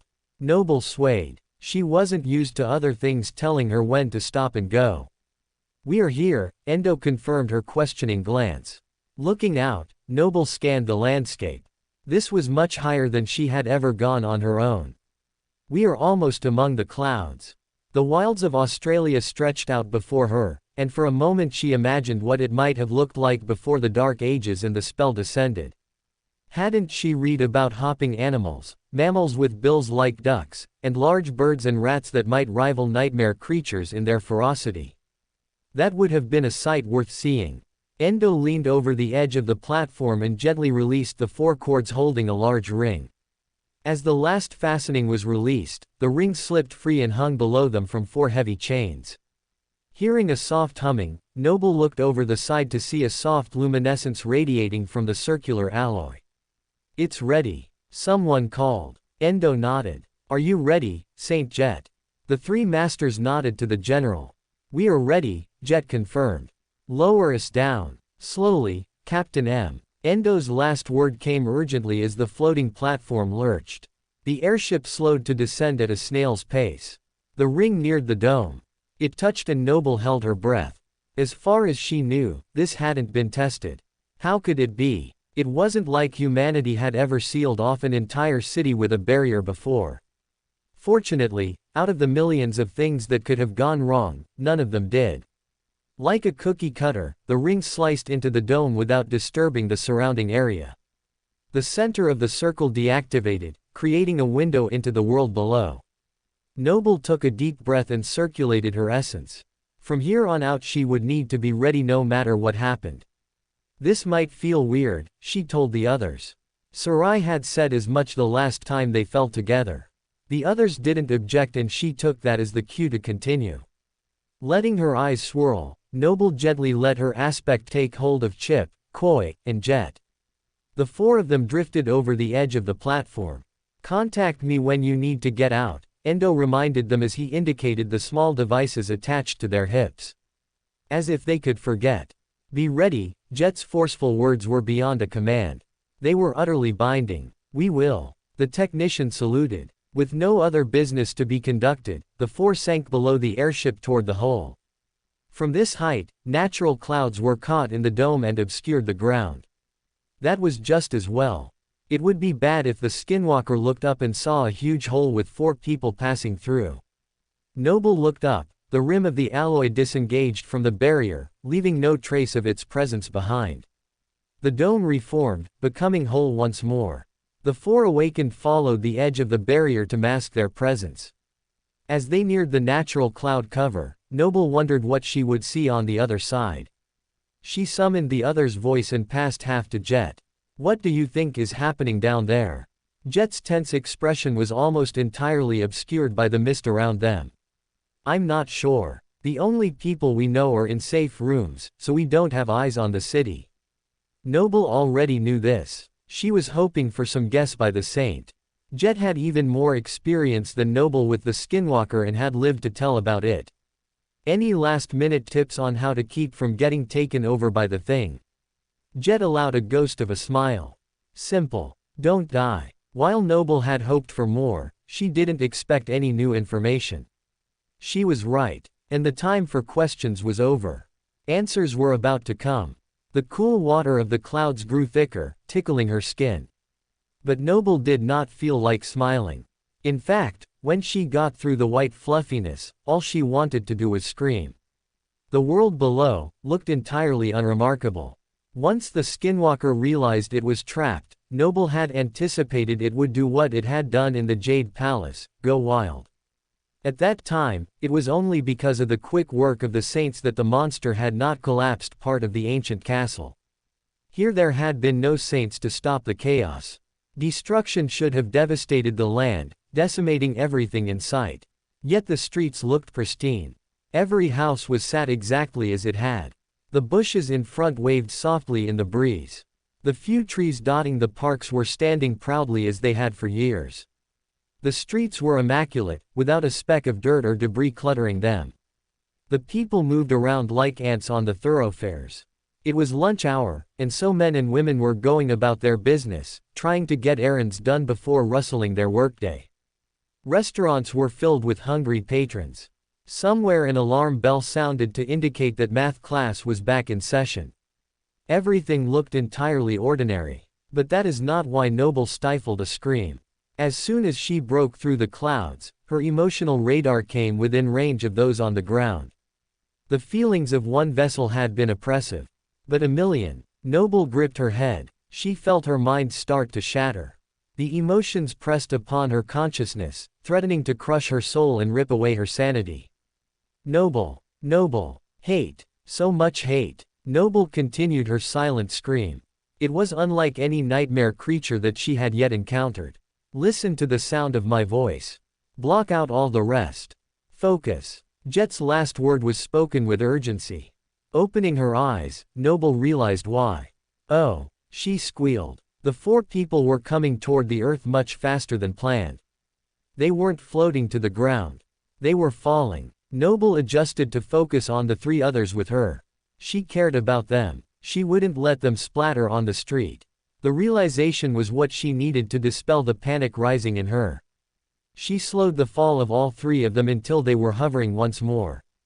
"Sorry about that," she whispered. "Are you kidding? That was the most fun I've had in years." Chip's grin nearly split his face. "All's well that ends well." Koi seemed a little shaken, but he forced a smile. Jet put her finger to her lips and then pointed to a large green space at the edge of the city. Noble aimed them for the location and set everyone on the ground. Pantomiming, Soul Reaper pointed to the men and then to the ground. They would stay while Noble dropped her off at the right location. Then the floating master would return and take them with her to rescue Lonzo and Terran. Jet would get ready at the mayor's home and wait for the masters to get in position as well. Things were peaceful in the city just now, but there was no guarantee they would stay that way. The Saint would make a ruckus before removing the two government officials, hopefully drawing attention away from the second rescue mission. Jet, sadly, could not go to both places. The diversion would have to be enough. Leaving the other masters behind, the two women took off around the periphery of the city. Jet ran, while Noble hurried along beside her. If they ran into trouble, Noble would lift them over. However, the edge of the barrier was left untouched. The only person that seemed to notice them was mowing his lawn. He raised his hand, waved, and went back to his work. Behind the pleasant smile, Noble felt how badly the man wanted to murder them. Yet he continued on like he had no care in the world. It was unnerving. That was creepy. Jet suppressed a shiver. They are just going about living the mundane lives of the people that were taken. But why? Why are none of them trying to leave? Noble wondered. I don't know. Jet frowned. But I don't like it. When they got to the right spot along the edge of the city, Noble lifted Jet into the air. The Saint turned to a ghostly mist, causing Noble to almost lose control of the Soul Reaper's form. Thankfully Jet was light and could almost fly on her own in her Saint transformation. The mist blended with the sky, shielding her from any of the skinwalkers that might look up. They might still be able to sense her, but at least they wouldn't be able to immediately see her when looking up. I'm almost there, Jet communicated through the memory. Noble wondered how the Saint was using the other's voice without a physical body. It didn't matter as long as it worked. Can you sense them? After searching her immediate vicinity for danger, Noble closed her eyes and let her emotional sense expand. Unlike before, when her senses were overwhelmed, she blocked out all the hate and looked for anything that contrasted with that emotion. Like a focused beam, she sent her detection in a single direction, lowering her essence consumption and the amount of noise. It took a moment but Noble finally nodded. I found 2 emotional signatures. They are huddled together underground below where you are hovering. I've never met the mayor before, but since we haven't gotten a call from anyone else, I believe it is them. They aren't vessels, then? Jet asked. Noble checked a second time. The 2 people were very close together in the center of a building and terrified. Noble couldn't drain her essence too much. She released her hold on the emotional beam. Unless the skinwalker has found a way to mask itself completely, they are still human. The professor confirmed. Then we did the right thing by coming here. Thank you for helping me get them out. Even through her thoughts, Noble could feel the Saint's relief. Good luck. Noble lowered the mist slowly until she could no longer see. I've got it from here. Release. Noble relinquished her hold on the Saint. I'm in place. Now hurry. I will. Noble dismissed the memory behind her ear. At the distance she was traveling, it wouldn't be any good anyway. Noble retraced her steps, working to avoid the man cutting his grass as she skirted around the boundary. Her mind was still trying to process what she was seeing. Nightmare creatures were acting like humans. Why? No answer that Noble could come up with was sufficient. And the few that made the most sense chilled her to her core. Noble hadn't used her breadcrumbs when leaving Chip and Koi, but she hadn't needed to. All she needed to do was find the boundary until she reached the park again. It sounded simple enough, but Noble still needed to check to make sure the men were safe and sound. As soon as she thought the men were in range, she felt for them. To conserve her essence, she sent a pulse of her perception in every direction looking only for Chip and Koi's emotions. They were fine. However, Something else was not fine. Noble froze. Her eyes opened wide. I have to go back. Noble didn't have time to turn back. She didn't have the resources to spend. She didn't have permission to deviate from the mission. Yet, back she went. Her directed scan had revealed that the mayor and his wife were uncorrupted, while everyone in between was not. But in sending a wide scan of the area to check on Chip and Koi, Noble discovered an anomaly. Another human was in the dome with them. And they were terrified. Now that the master knew, she couldn't in good conscience leave them behind. Noble needed to hurry. If she didn't come back in time, Chip and Koi would worry. They couldn't carry out the mission without her, which would make them sitting ducks as well. Silently, Noble hoped her attribute would shield them from harm until she returned. I won't be long. With her bracelets to mask her presence, Noble called the names of light and growing darker to keep her from being perceived as she sped even faster than before. In a blur of motion, she raced along the boundary of the barrier. Who could have survived when everyone else has been taken? She had a small guess, but soon she would find out for sure. 200 meters beyond where Noble had parted with Jet, a group of low shrubs had been sliced in half by the defensive array. That was the master's target.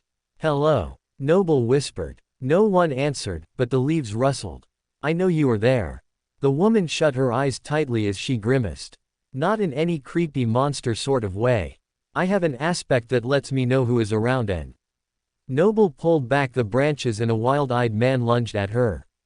In his hand was a dagger aimed straight for her throat. She dodged and he went tumbling to the ground. His awakened armor suddenly became too heavy for him. He struggled against it. Keep away from me, you abomination. He hissed. Leaves littered his hair, making him look feral. Noble noted the bodysuit peeking out above the collar of his armor. His hands were badly burned from countless failed attempts to exit the dome. The man was desperate. Noble was desperate too, desperate not to get caught.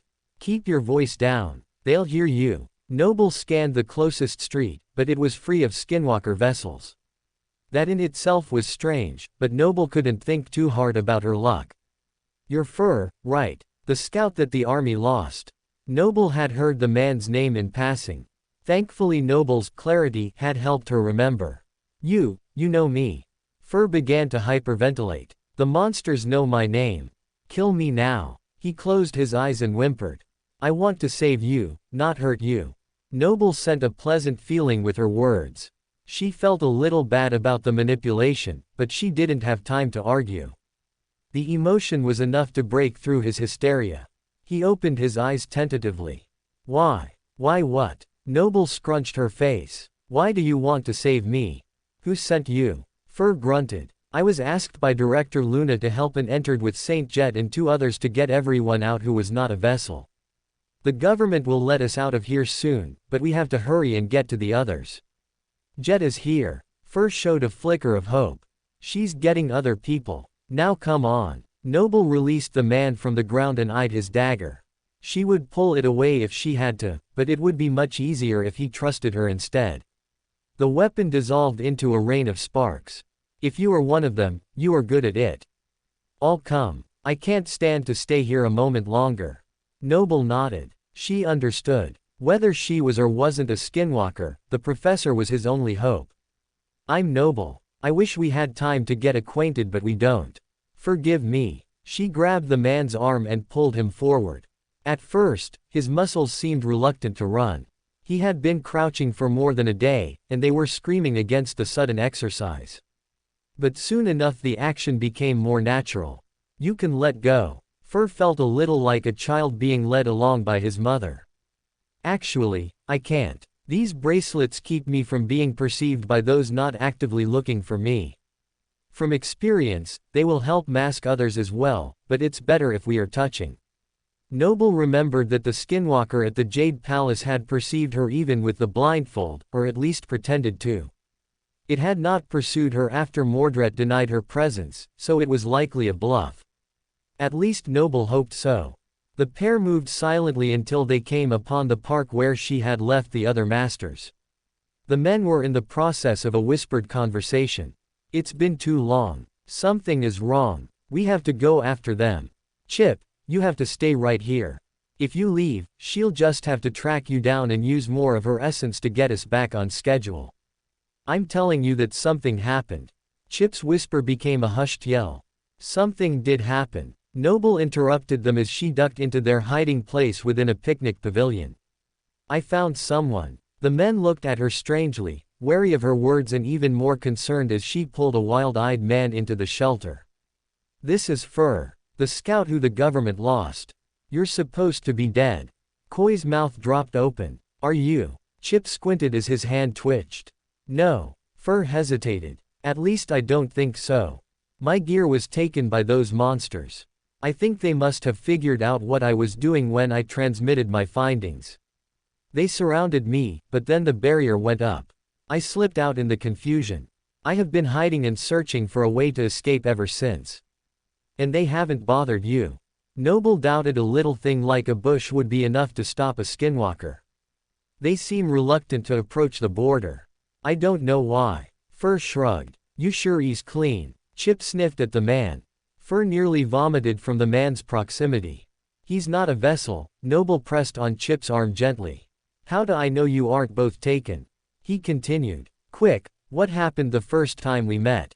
You made a morbid joke about the weather, and Koi looked too closely at my bracelets. Noble had already anticipated this problem. While the professor could tell who was and was not taken, the men could not. The question and answer were made before they left the base. Noble placed her hands on her hips. Now quit wasting time. I left Jet in position. If the skinwalkers don't kill us, she just might if we waste her distraction. Chip nodded. Yep, you are Noble. Koi chuckled, nothing like a motherly scolding. Let's get this rescue mission started. Caught up in the enthusiasm, Fur placed his hand on his heart. Great. Count me in. He frowned. Who are we rescuing? After handing half of the other's voice to Fur, Noble explained the situation as they began to move. He seemed to catch up quickly. Thanks for coming back for me even though I wasn't part of the plan, he gave a faint smile. I wouldn't think of doing anything else. I just hope we don't run across any more survivors. My ability will be stretched to its limit lifting all of you out of here. Noble was a strong master, but she had learned her limits on what she could carry and for how long. Lifting all of them out would be a close call, especially with an additional passenger. Any more people and Noble would need to start making some unpleasant decisions. Fur shook his head. There are no others. If there were, surely they would have tried to make it to the barrier by now. I spent most of the night walking around it, looking for any way out. No one joined me until you. The rest of the city went on as usual. Noble had to agree with his assessment. To conserve essence, she had only been widening her scope periodically to search for other survivors, but her search had come up empty. More than that, no one else had called the government or anyone else for help. Any sane person would reach out when a dome cuts them off from the rest of the world. Right. The only reason that Fur was presumed dead was because he hadn't communicated with headquarters after he lost his gear. Unless Noble found someone else in her search, she would have to be content knowing that she saved everyone that she could. Holding up his fist, Koi brought them to a halt. It was time to move away from the barrier and turn up one of the streets. Unlike Jet, they couldn't turn into mist, so the only way for them to pass unnoticed was on foot. The masters checked their armor and memories. Chip touched a small lamp at his waist. What is that? Noble whispered. It should reflect what the person expects to see back at them. So as long as no one is seeking us, it will help keep us hidden. Koi nodded. I use it with my ability. The professor resisted the urge to ask if the memory and ability just naturally complemented each other or if Koi had some special attribute that made them coincide. It was an interesting prospect, but not the proper time. Noble would just have to see how it worked in action. Setting out, the group slipped between buildings and down narrow alleys as they moved down the street. Was it this easy when you ran away? Noble asked Fur about his last experience inside the city limits. The monsters all went quiet as they looked at the sky. They didn't pursue me when I fled. Even when I slowed down to get my bearings, they went back to their usual tasks like nothing was wrong. The most I had was a guy cutting his grass wave at me. Interesting. Noble had seen a man wave at her also, or at least wave at Jet. It was as if the skinwalker was letting them know that they had been spotted and was intentionally letting them go about their day. The monster was toying with them. That somehow felt worse than if they were being hunted. The smooth trek to the government facility only strengthened Noble's bad premonition. The only hiccup they had was when they passed a small grate in the earth and a blast of air nearly blew the lantern from Koi's waist. Fortunately, it wasn't any nefarious trap. The subterranean railway simply passed by as it always did at 2 on the dot. The system had been dug out and constructed during the Dark Ages when people feared traveling above the surface, and somehow it still ran like clockwork. Human engineering was truly impressive, even when nightmare creatures were the ones now running it. Noble shook off the thoughts and did a final search as they neared a large building that she recognized from the pictures in the brief. Only there were no people were around them like in the photos, only nightmare creatures. The professor tried not to panic that she could not feel Turnen and his father. They were in a safe room with the security measures armed. If she couldn't sense them, then hopefully the skinwalkers hadn't either. The government courthouse was relatively quiet. With everyone sharing one mind, there wasn't any need for lawsuits or judicial proceedings. The only people that could be seen were 6 soldiers stationed on the steps. Lonzo and Taryn had been staying in the guest quarters behind the house before being advised to seek shelter. Now they resided below the building waiting to be rescued. Noble finished her silent count. 5, 4, 3, 2, 1. Nothing happened. Jet was late. She hated being late. Either she had difficulty locating the mayor and his wife or something had happened. Noble reached down, debating if she should try to contact Jet on the device at her hip. The men had turned theirs off to prevent feedback, and Noble had her volume as low as it would go. Perhaps they had missed Jet leaving and the diversion hadn't worked. Noble reached for the small box attached to her belt. She lifted it to her mouth. Contacting the base was risky for a number of reasons, but she needed to know. Now, Jet's word was almost lost in the static of the communicator. But the results were visible to everyone. The cloudy dome wavered for the briefest moment, making the sound like a popped bubble before reforming. The 6 skinwalker soldiers looked up as one, studying the sky with dubious expressions. All of them hissed, joined by the outrage of a million other voices. The sound filled the air like a giant snake, and for a moment Noble felt like the Hydra had returned. She shivered. No, this was worse than the Hydra, much worse. In the next moment, a string of explosions rattled the far side of town. One after the other, balls of fire filled the air, shaking the ground and shattering the windows of the buildings around them. Noble's eyes opened wide. Jet had only intended to blow up the mayor's home to hide his disappearance and create a diversion. The saint had succeeded but in the process created a chain reaction. An entire portion of the city was now in flames. I guess Jet used her time well while waiting for us, Noble mused. She refused to believe that such a catastrophic failure had happened purely by luck. The 6 soldiers all looked at the plumes of smoke and flames with the same expression. Then, without a word, 4 of them ran to investigate. All around them, citizens left their homes and offices, feigning different levels of shock and horror. Multitudes of people swarmed the street, all of them heading toward the conflagration across the city. When the dust settled, only the 2 guards on the steps remained. You don't suppose they will let us just waltz into the building, do you? Chip scratched his head. Only one way to find out, Koi answered with a smirk. Before anyone asked what he meant, the man stepped out of the safety of the shadows. Fur's scream filled Noble's head through the memory. What is he doing? Leaving the others in the shadow of the adjoining building, Koi adjusted his memory and marched up the steps brimming with confidence. The 2 guards turned to look at him in unison. Who are you? The tall man with an oddly shaped head asked. Koi shrugged. He continued to move up the stairs only to be blocked by the 2 soldiers guarding the courthouse's door. Soon they flanked him on either side. The pair stared intently at Koi, touching the weapons at their sides. The tall man frowned. This is a secure facility. No one is allowed in or out without identifying themselves. So I repeat, who are you? The curly-haired master flashed a smile and shrugged. Listen, if you don't start talking, I may have to take you in for questioning. You're acting mighty suspicious. The soldier leaned forward to poke Koi in the chest to punctuate his point, but the master evaded. Slipping between the two guards, Koi ran down the street.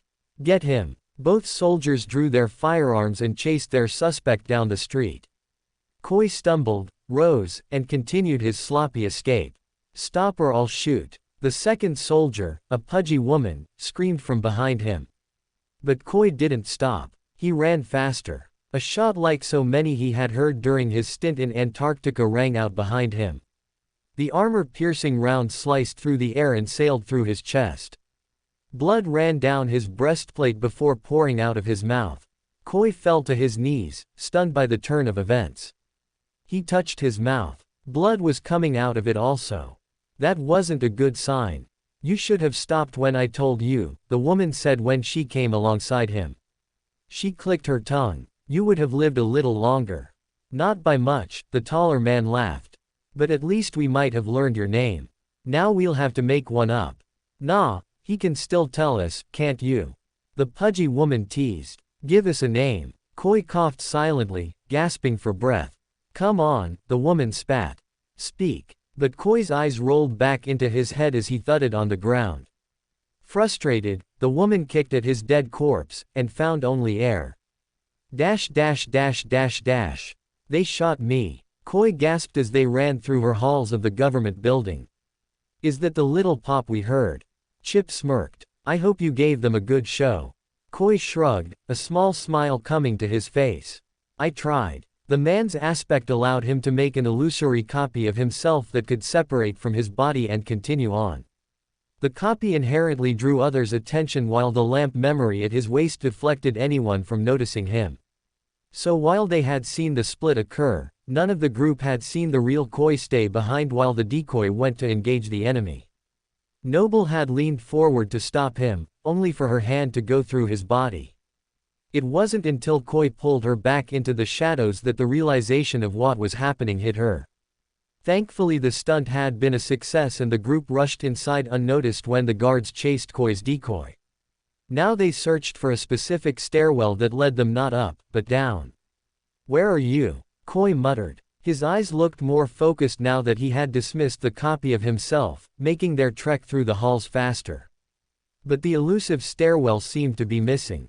The building was old, not Dream Realm old, but old enough that much of the courthouse was made of real wood. Koi stopped in front of a wall with a large portrait. It should be right here. Maybe the schematics we had were wrong.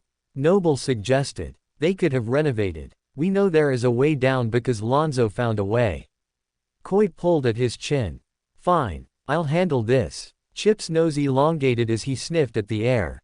There's a draft right here. He touched the full-length painting. It tilted to one side, and a cool breeze pulled at the tendrils of hair around Noble's face. A hidden door. It's locked. The keypad seems to be cemented over. Fur ran his finger over the portion of the door where the access code should have gone. This is what shoulders are for. Step out of the way. Chip didn't wait for Fur to comply. He barreled past him and splintered the wooden entrance into thousands of small pieces. Noble swept the debris into the hidden hall. Everyone inside in case someone heard that. There didn't seem to be anyone in the building, but a feeling of urgency rose within her. She scanned for any security cameras they might have missed. Finding none, Noble ducked into the passage, using her power to put the painting back where it was. Hopefully, none of the skinwalkers knew about the passage. If they did, there was nothing she could do about it anyway. Noble had other things to worry about. The worst part about the safe house was the location. Along with the subterranean transport during the Dark Ages, many wealthy people along with various government agencies built large underground structures to survive a fallout.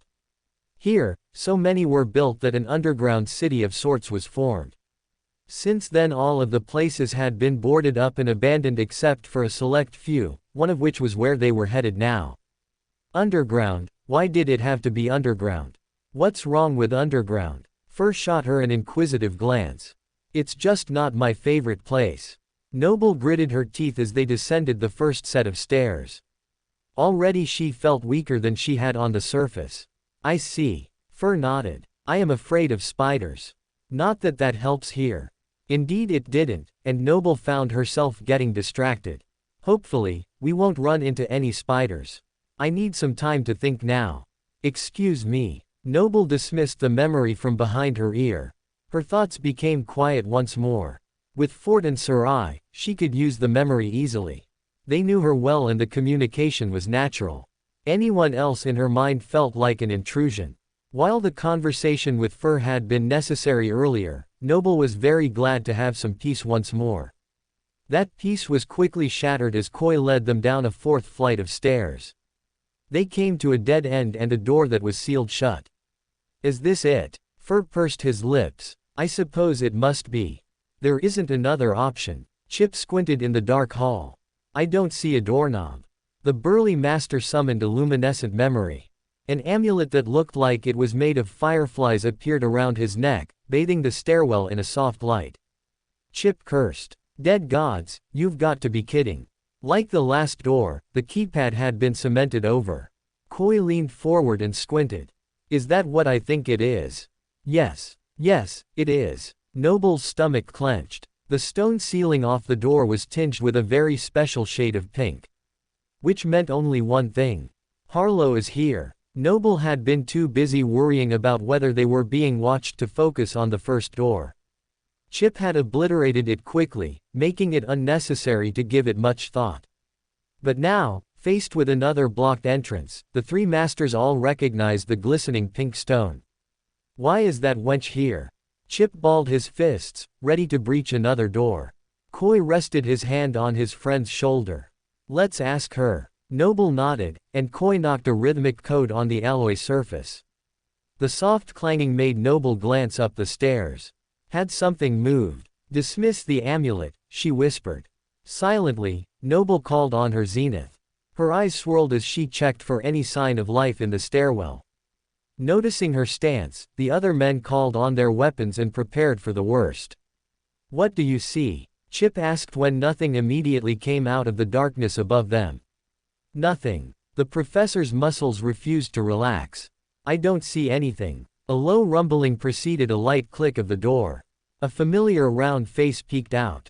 What's the password? She asked, laying her eyes on Fur with a wink. I'll give you a hint, I love a good compliment. We already did the code or you wouldn't have opened the door, Koi answered.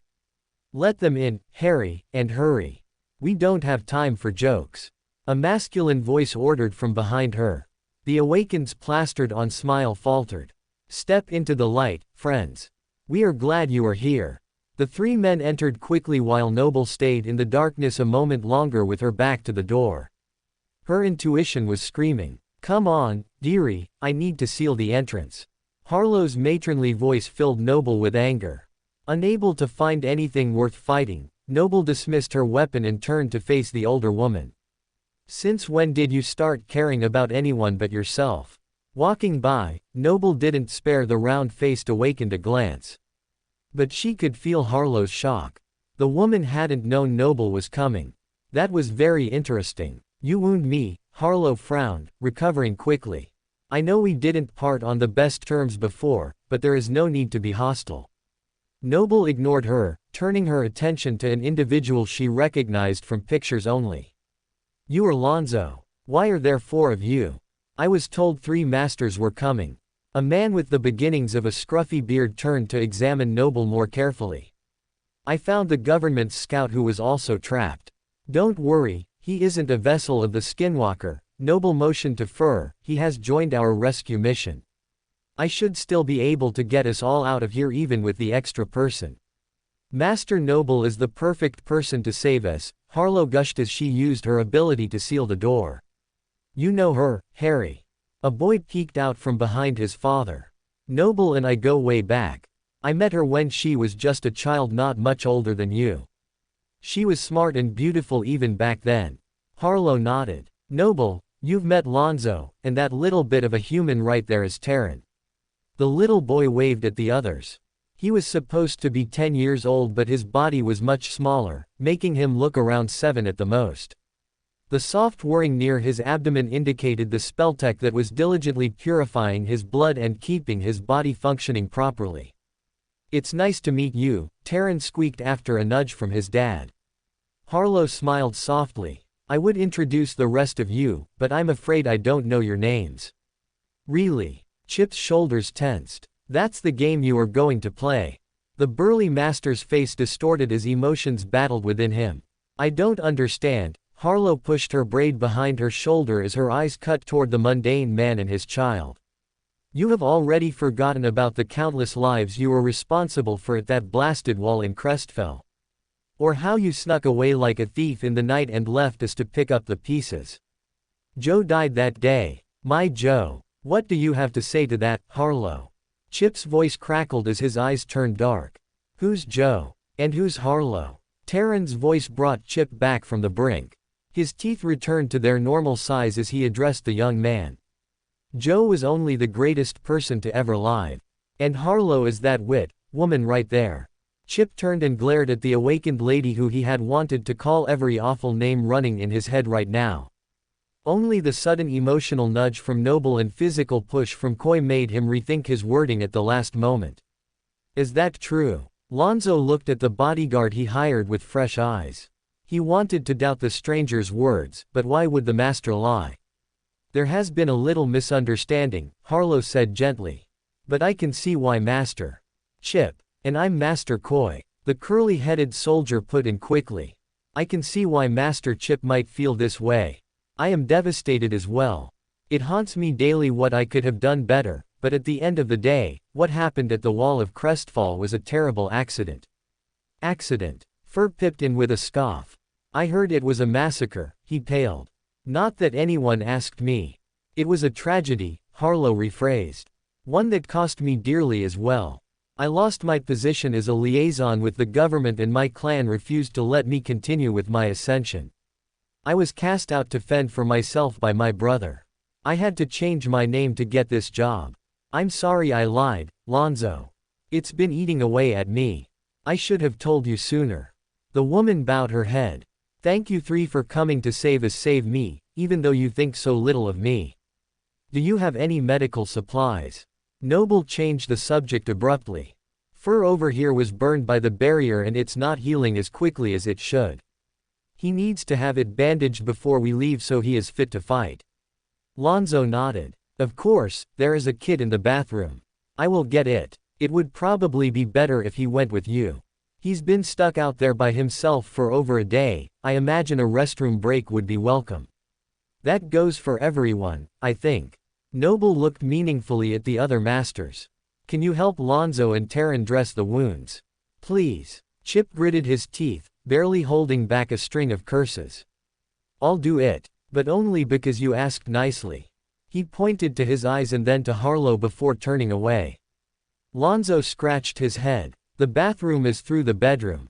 Right this way." Taking his son's hand, the father tugged gently. "Come on. It will only take a minute." But Taran pursed his lips. "If all of us are leaving, what will you do, Harry?" Harlow smiled and tousled the boy's hair. "Don't you worry. I'll be right here waiting for you. Master Noble and I will discuss plans for how to get you out of here and back to your mum in no time." The mention of Director Luna perked the boy up considerably. He hurried toward the bedroom. "Come on, we'll get you fixed up so we can leave, Mr. Fur. My mom's waiting to hear that we are okay and we don't want to disappoint her." The men reluctantly filed out of the room, with Koi shooting Noble a questioning glance before cutting his eyes toward the bunker's table. Noble nodded at him. She had things under control. Koi sighed before shutting the door, leaving the two women alone. "Isn't that sweet?" Harlow chuckled. "Sending the boys to their room so the adults can talk. I sent them out of the room so they don't try and kill you." Noble narrowed her gaze. "Kill me?" Harlow placed her hand on her chest. "Whatever for?" The professor's eyes swirled. "Cut it out, Harlow. I will give you one chance to tell me the truth. If you don't give me the answers I want, I'll leave you here for the skinwalkers. Do we understand each other?" "Oh." Harlow's sugary smile faded. What do you want to know? Everything. Noble eyed the older woman carefully. Why are you with the director's husband and child? Did you latch onto these people knowing the trouble that was here?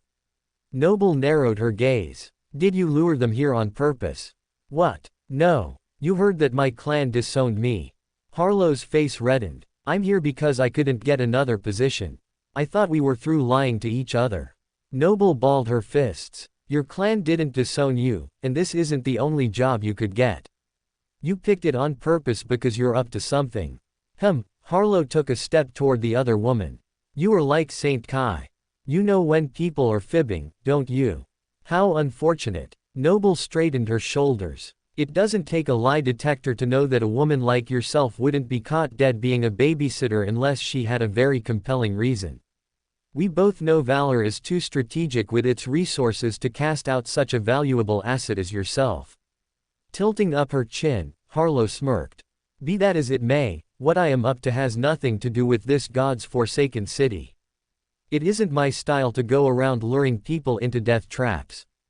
Tell that to my father. Noble leveled her gaze at the other woman. Oh, so that's what this is about. Harlow waved her hand dismissively. I would have thought you were over that. If anything, I should be the one angry at you. But you don't see me pouting, do you? You, angry with me? Noble sputtered. Had Harlow lost her mind? Your little stunt with Jet and Core cost me my relationship with the government. My brother was none too happy about that and punished me by sending my cohort into the second nightmare without me. If not for you, I would be a master right now and not this lowly awakened bodyguard. Harlow was bitter, but Noble felt no sympathy for her. You think that losing an opportunity because of your own poor choices is the same as losing a father. Your father chose poorly also, Harlow sneered. He could have had a lovely life with his family. Instead, he chose to stick his nose where it didn't belong. I warned him to stay out of the affairs of the legacy clans, trust me. But Lance was even more stubborn than you. So you killed him. Noble barely kept her emotions in check as she screamed. She felt her ears burning with indignation. You want the truth. Fine, dearie. Lance thwarted an assassination attempt. Rather than take his victory and rest in the government's protection, he dug deeper and discovered some nasty little secrets. Valor got wind of his plans to expose the less than flattering information and sent me to deal with it. In the end, he chose to try to save a spoiled, orphaned brat over watching his own brat awaken. It is Lance you should be mad at, not me. He abandoned you. Harlow shrugged. Noble summoned her zenith. You're a monster. Taking a man out of this world for wanting to do the right thing. You act like it was personal. He went against Valor and paid the price. Harlow spoke like it was the most natural thing in the world. Seeing the anger swirling in the other lady's eyes, Harlow laughed softly. Hate me all you like. You won't do anything about it. The old woman leaned against the wall. You can't leave me here. Noble seethed. Give me one reason why I can't. Because the moment you do, I will go to sleep and enter the dream realm. I might become lost when the skinwalker takes my body, but I'll have a comfortable life in Bastion. I haven't seen Lena in so long. She will be the first person that I pay a visit. Harlow smirked. You won't go anywhere near my mother. Noble raised her sword to her shoulder. I won't need to. Your morals, like Lance's, are too strong. You don't have the stomach to kill me in cold blood, or you would have done it already. Your hands are tied, but mine aren't. Chip screamed as he pushed open the bedroom door. His Kama-Yari was already forming in his hand as he sped forward in his search for blood. Before his strike could land, Noble lifted the man into the air. Don't interfere, Chip, Noble frowned. I know we were just supposed to listen, but this. Just say the word Noble and she'll be dead before she hits the floor. The master's wild roar at the end of his sentence said it all. Harlow cut her eyes at the other woman, realization dawning on her face. You tricked me. They were spying the whole time. It doesn't feel so good, does it? Noble lifted her chin defiantly. You couldn't even trust your own emotions telling you it was safe to talk. You killed somebody's daddy, Harry. Taryn's eyes grew big and round. Harlow knelt before the child. It's not what it sounds like, sweetheart. I was manipulated. I might have helped your feelings, but the admission was all your own." Noble refused to give in to the bait. Koi saluted, "And thanks to that handy little memory over there that belongs to one of us, we have a recording of the whole thing." The slender master pointed to the table where an object resembling a beetle lay carelessly. Harlow lunged to smash it, but the memory disappeared into a rain of sparks as her hands splintered the table. "You can't silence all of us. At least not if you want to get out of here alive." Noble narrowed her gaze. "Harry, Harlow, we trusted you." Lonzo pulled his child behind him. Harlow stood from her dive and brushed off her clothes. "You aren't the first and you won't be the last," Harlow said coolly. "And I am not worried about you or your little recording. I could shout from the rooftops what I have done to your father and how I weakened that wall and no one would do a thing about it except maybe another slap on the wrist." "You weakened the wall. I knew it." Chip, who had just been released from Noble's powers after calming, grew fierce once more. Koi stepped between the burly awakened and the old woman. Chip shoved him, and both of them went to the ground. "Let me destroy her. She isn't fit to keep breathing." Chip snarled, his bestial instincts taking over. "Joe wouldn't want this," Koi tried to calm his friend. "Save your anger. Yes, we have bigger problems than little old me." Harlow made herself look as small as possible. "Do what Joe would have wanted. Your filthy mouth isn't fit to say her name." Chip spat. "We need to get out of here," Noble reminded Chip, resisting the urge to forcibly calm him. She had already used too much of her essence as it was. She pointed to the smaller of two mundane people. "We need to get Terran back to his mother. He is the reason we came. Not her." Chip looked at Terran. Inexplicably the boy was staring back at him without flinching. Terran's hand was across his stomach, but not because he was queasy. He was gripping the small spelltech device keeping him alive. The burly master's expression softened. "For the little bugger's sake, I'll not lop off Harlow's head right now." Joe wouldn't have approved. He dismissed the Kama-Yari. "Very generous of you." Harlow touched her neck lightly. "Now what's the plan for getting out of here?" "We retrace our steps back into the open and then Master Noble will fly us all out of here." Fur watched the others look at him strangely. "What? Was that a secret?" "No," Koi frowned, "but usually you let the boss say that sort of thing. And here, Master Noble is the boss." With Jet gone and Chip mid-court-martial, Koi was the ranking member of the military. But Noble had been the head of this part of the operation since before the men joined her, and none of them wanted to derail the plan by fighting for leadership. All eyes turned to Noble, and she sighed. Fur is right. That was the plan. However, there might be a small hitch. What kind of hitch? Lonzo gripped his son's hand. "We cannot leave right away." Noble shook her head. "Why not?" Harlow pursed her lips. "We've been stuck here long enough. Does anyone else not find it weird that we've been left alone?" Noble watched the others exchange confused glances. "What do you mean?" Fur scratched his head. "We are all here." "Yes, we are. But the Skinwalker isn't. It hasn't so much as lifted a finger to bother us. The monster even waved at Jet even though it must have known we were not vessels." Noble ran over these facts in her head. "It killed my decoy," Koi pointed out. "Or tried to. Could it take possession of your decoy?" Noble hadn't asked before. Her hand had passed through it when she reached out, but the full nature of the duplicate was unknown to her. Koi shook his head. "It disappeared before they could try anything weird." Shouldn't that have alerted the Skinwalker? Even with the diversion that Saint Jet created, at least the two guards left behind should have investigated the strange disappearance. They didn't even come inside the building. Noble furrowed her brow. "You are giving this thing a lot of credit."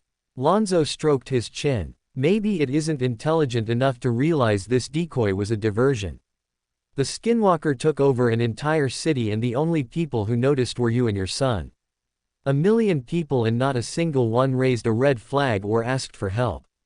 The mayor didn't even sense anything was wrong until the dome went up."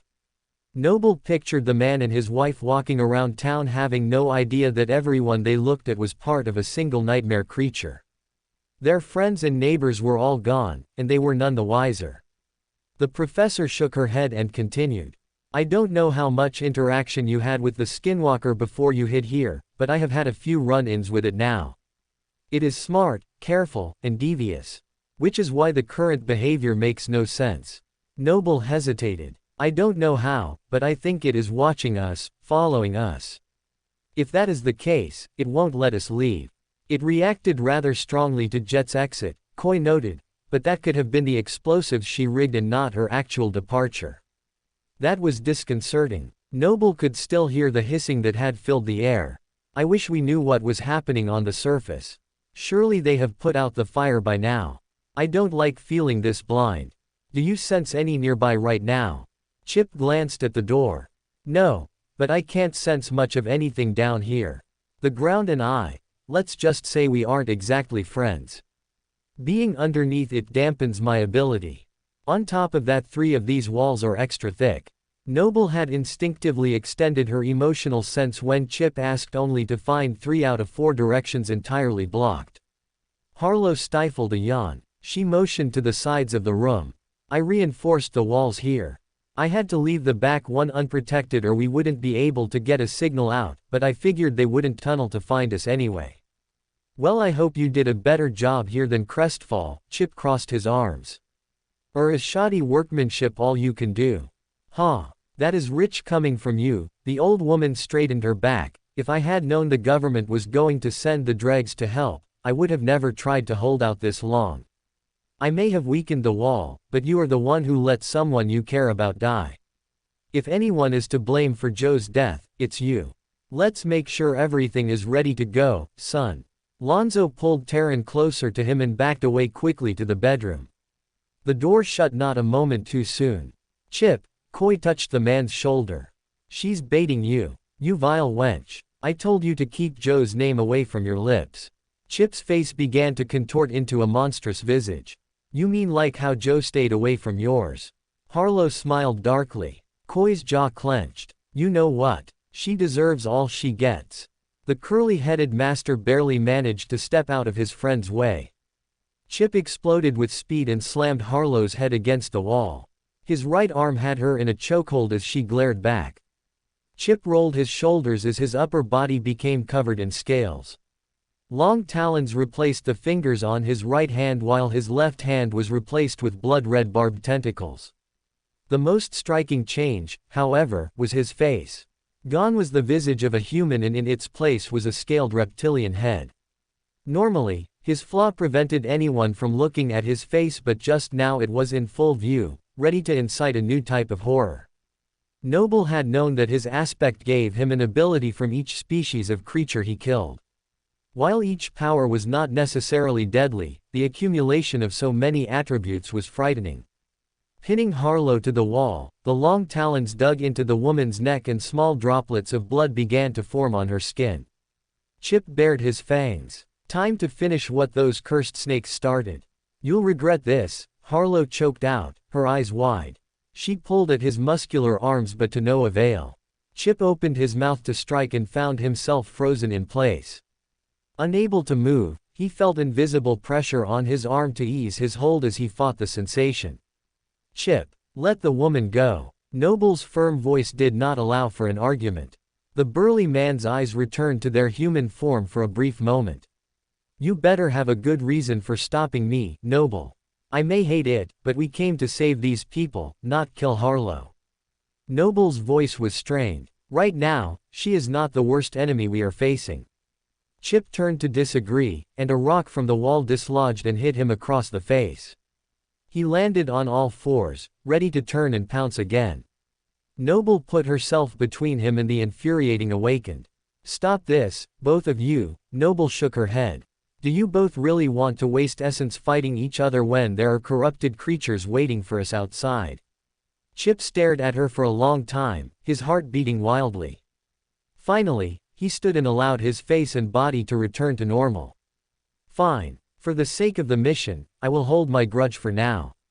That's right. Keep your dogs in check, Noble. Don't let them off their leash. Harlow touched her neck. Final warning to behave, Harlow. I might not want to expend essence, but throwing you to the skinwalkers requires no effort at all. Noble threatened. So touchy, dearie. It was only a little joke to lighten the mood. Harlow sighed. Rock dust poured from her fingertips, covering the wounds with a pink shimmer. The moment we get out of here, we will finish this, Harlow. Mark my words. Chip clenched his fist, looking forward to it. Repulsed by Chip's human features, Harlow turned away. I don't care what either of you do when this is over, but right now we need to focus on getting out of here. Noble's voice rose slightly as she struggled to remain in control. Harlow grinned. That's the first sensible thing you have said. We have to make sure the way is clear for little Terran. Since I don't trust any of you pups to do the job properly, I suppose the task falls to me. It's just as well. Things are a little stuffy in here anyway, and I could use the fresh air. Do not go out there, Noble warned her. Everything in me is screaming that. Using fear to try to control me. Harlow clicked her tongue. I've had quite enough of that. You may be a master, but I was slaying nightmare creatures while you were in diapers. A bunch of babies, all of you. Mama will go check things out and be back in a moment. Harlow reached forward and patted Noble on the head. Noble swatted her hand away, leaving a nasty whelp on the woman's palm. The floating awakened balled her fists. You know what? Fine. Go. Ignore my warning and offer of protection. You don't deserve it anyway. Do what you like. I won't stop you. Rubbing the spot on her hand, the older woman graced her with a vicious smile. There's a good girl. I'm glad we understand each other. I'll be back soon, dearies. Harlow opened the door and swept into the hall. But Noble didn't care. Her attribute did not stir to cover the woman in its safety. If anything, it pulled in the opposite direction toward the father and son who needed her help. Koi shut the door and made sure it was locked. He looked at Noble. What's the plan now, boss? Well, I don't know about your plans, but I need to use the facilities. That was intense. Fur sat nearly forgotten in the corner of the room. He was quietly snacking on the emergency supplies, not daring to look at their expiration date. Chip leveled his gaze on Noble. You let Harlow go just like that. The man's anger pushed on Noble's consciousness. Oh, we aren't done then. Fur sank deeper in the chair. Now that wench will claim she is some kind of hero risking her life to save our necks, Chip insisted. She will paint herself the star of this story. She would have done that anyway, Noble sighed, let her brag. She admitted to murder and threatened my mother.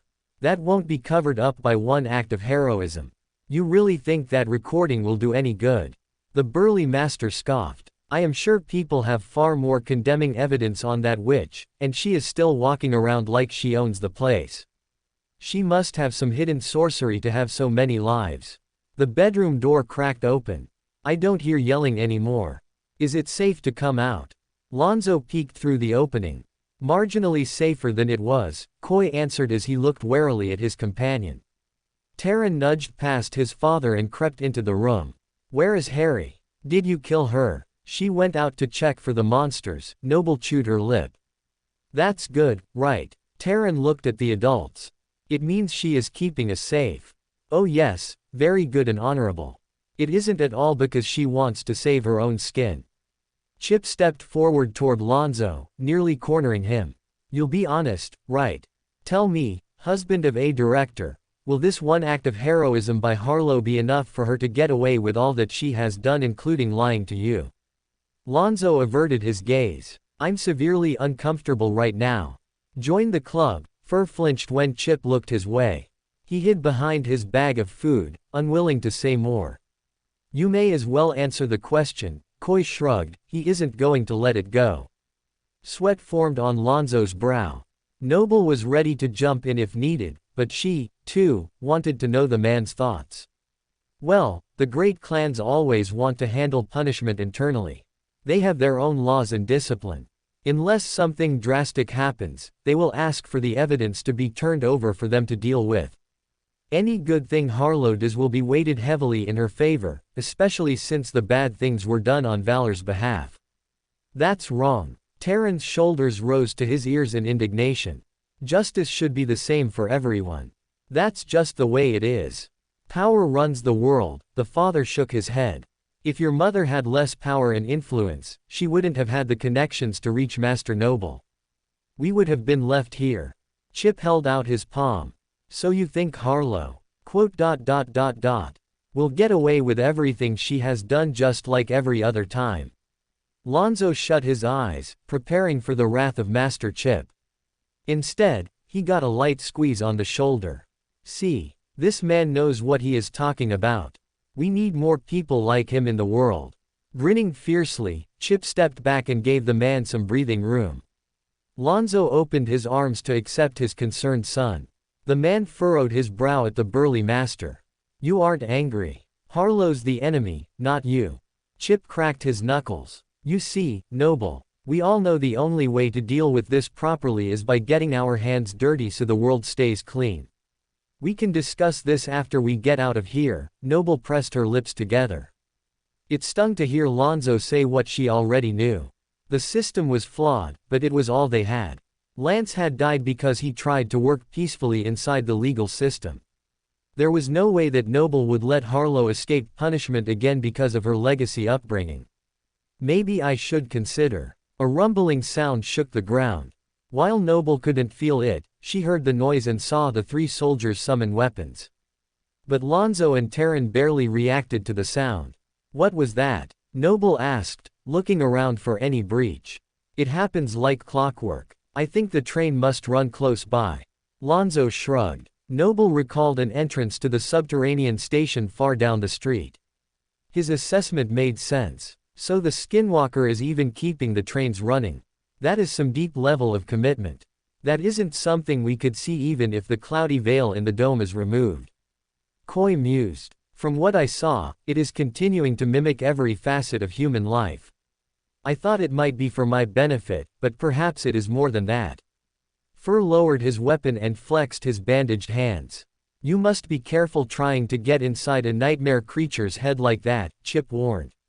Instead of understanding, you can become like them instead. Trust me, I should know. The others heeded his warning and dropped the conversation. They wouldn't find an answer today, or possibly ever. But since survival relied as much on understanding the enemy as one's own assets, Noble let her mind linger on the topic a little longer. What was the Skinwalker's goal? Was it trying to become human? Noble doubted it. Corrupted things wanted to destroy everything that remained undefiled. Noble had experienced its hatred in full force. Why would it try to become like something it hated? It isn't because it wants to live peacefully side by side with humanity, that much is sure. Shouldn't the Banshee be back by now? Chip chewed his lip. We might want to go. If we leave, it will all be together, Noble ordered. The men around her nodded, relieved that none of them would be sent to check on the awakened bodyguard. Noble checked to see that her essence reserves were almost fully replenished. That was good. She would need all her power for the trip out. We will give her another minute and then. Noble stopped and frowned as the door pushed suddenly open. Harlow dusted off herself. Did you try to lock me out? She raised one eyebrow at the group. Safety measures. Chip crossed his arms. We would have let you in if you had done the knock. HMPH. Harlow frowned. What took you so long? I thought you were only checking the stairwell. Koi tried to divert the incoming argument. I went a little farther just to make sure. Harlow tilted her chin.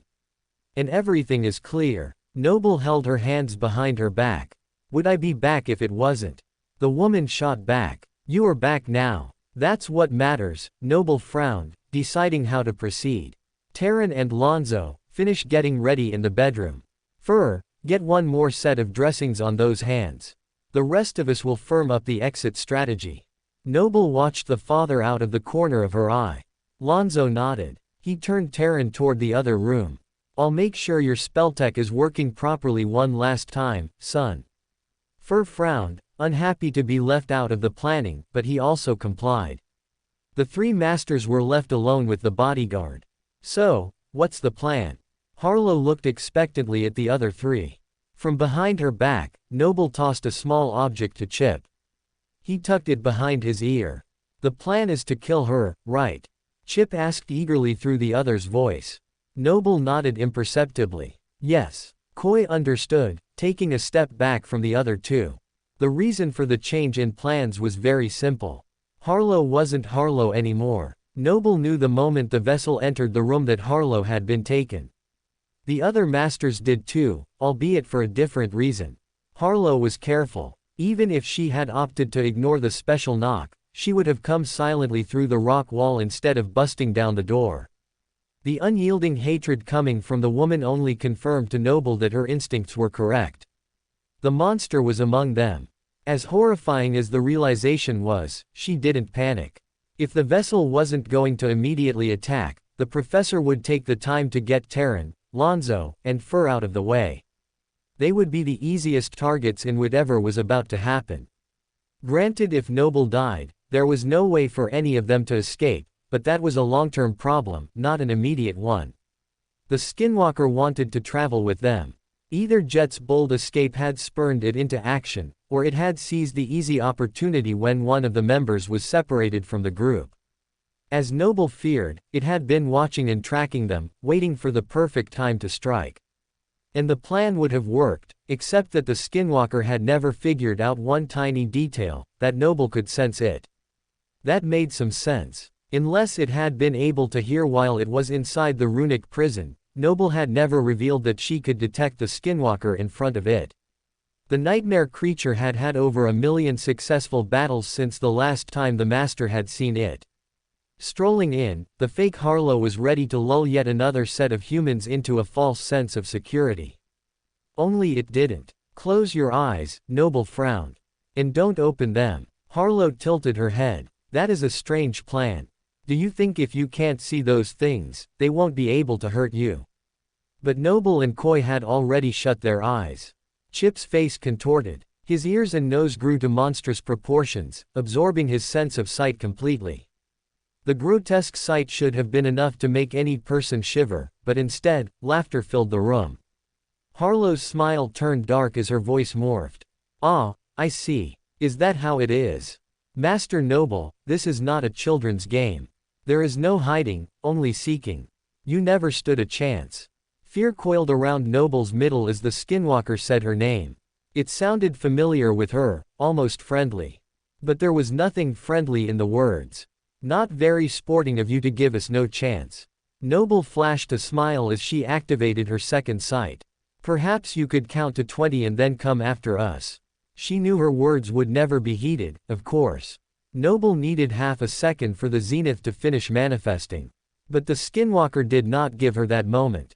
Harlow lunged forward and the bunker exploded with activity. She aimed for Noble, missing her and demolishing the couch in the middle of the room. Hearing the sound, Koi's eyes opened and he ran straight at the abomination with his sword raised.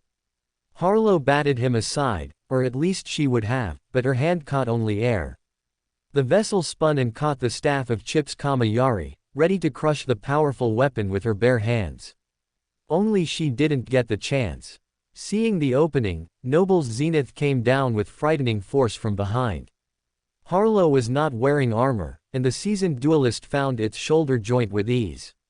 The blade sliced through the soft flesh and dug around the bone, meeting minimal resistance. Harlow's awakened body was no match for the superior strength of the zenith.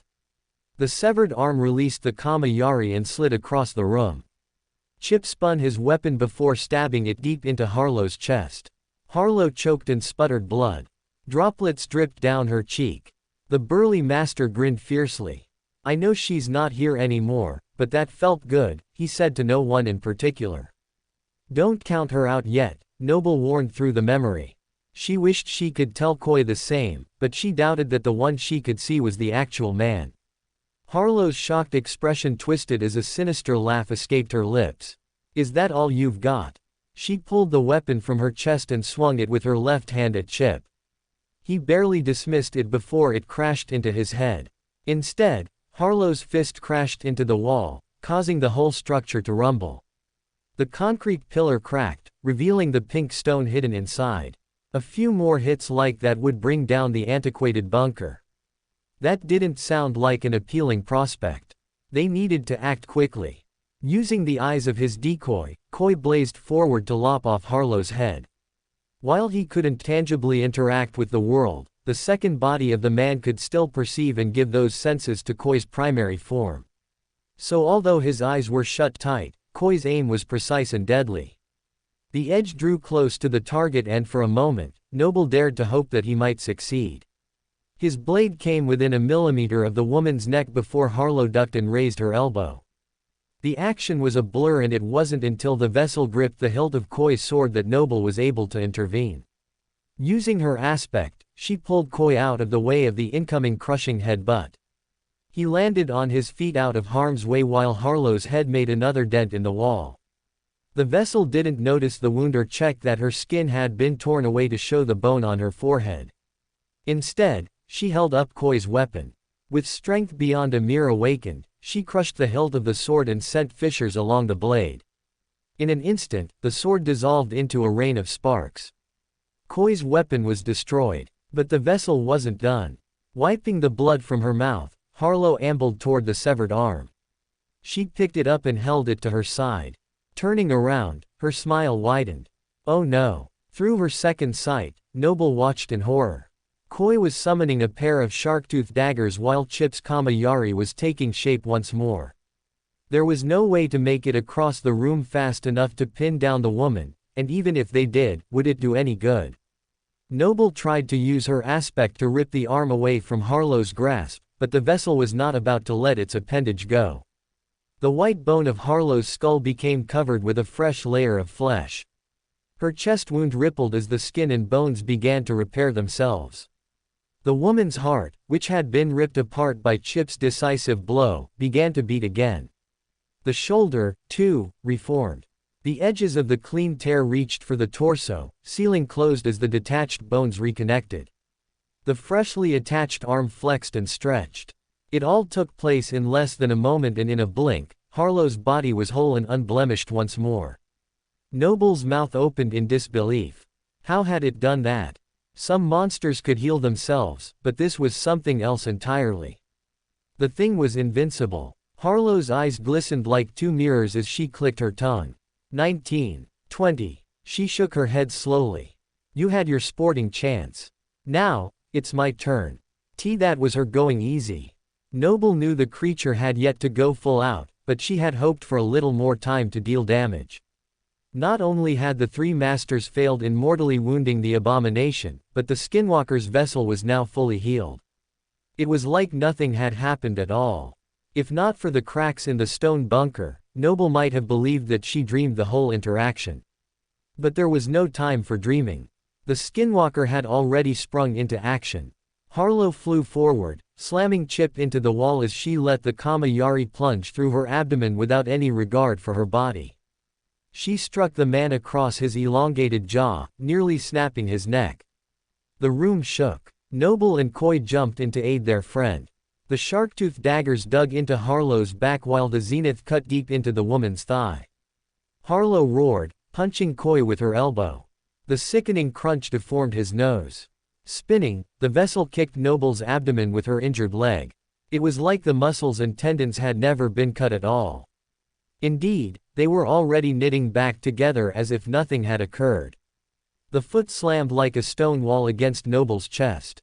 If not for her ascended body, the duelist would have been dead from the single hit alone. As it was, even with her armor one or more of her ribs had been severely bruised or broken. Thankfully the bones had done their job and her lungs were not punctured, yet.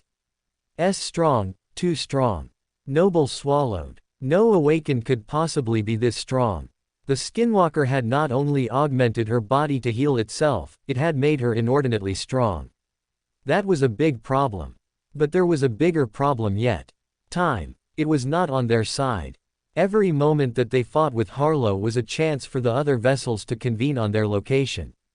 Now that the group had revealed that they knew the trick, the monsters had little reason to leave them alone. They would descend in full force.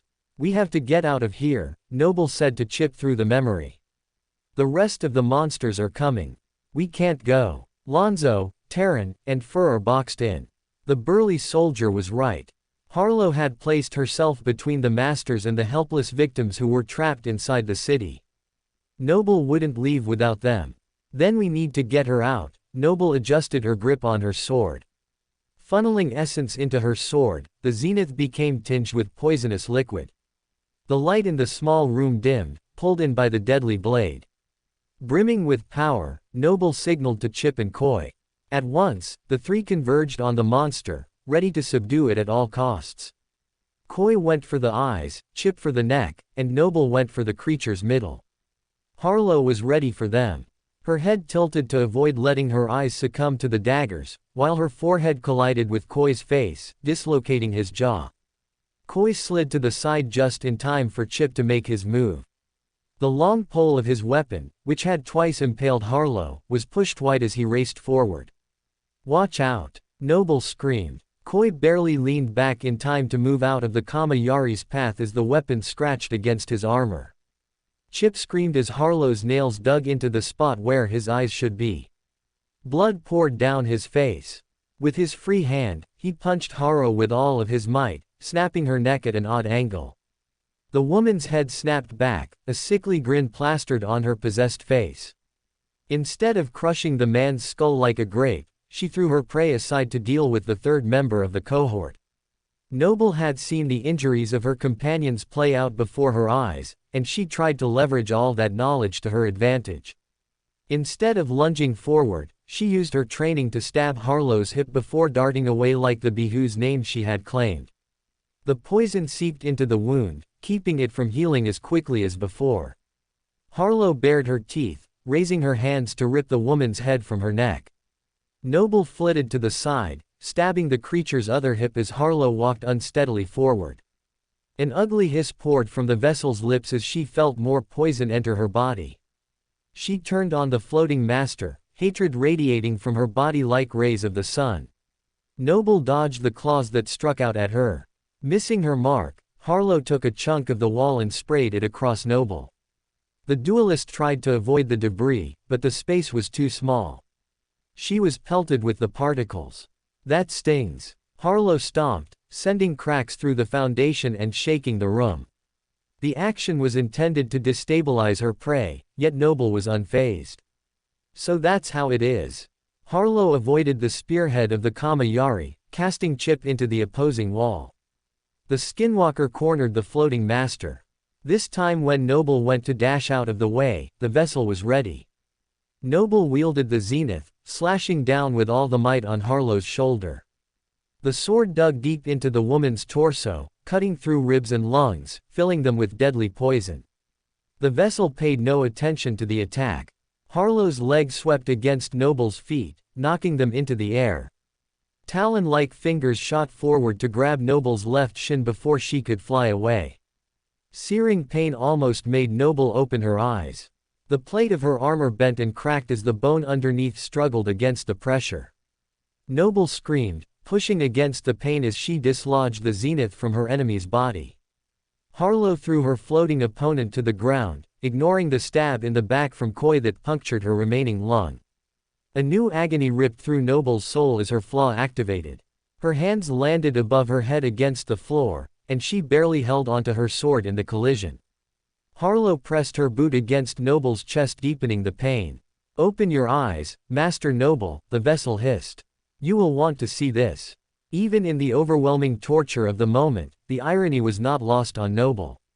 Harlow had snuffed out the life of her father, and now the vessel of Harlow was going to end Noble. Should she be thankful to the one who killed Lance's murderer? Absolutely not, especially when that same monster wanted to consume her soul as well. Noble braced herself for the coming impact, her mind struggling to stay conscious as the ground continued to inflict untold horror on her soul. She couldn't give in. Not yet. Harlow frowned. "No, I didn't think you were a coward. Then again, you are all weak in the end."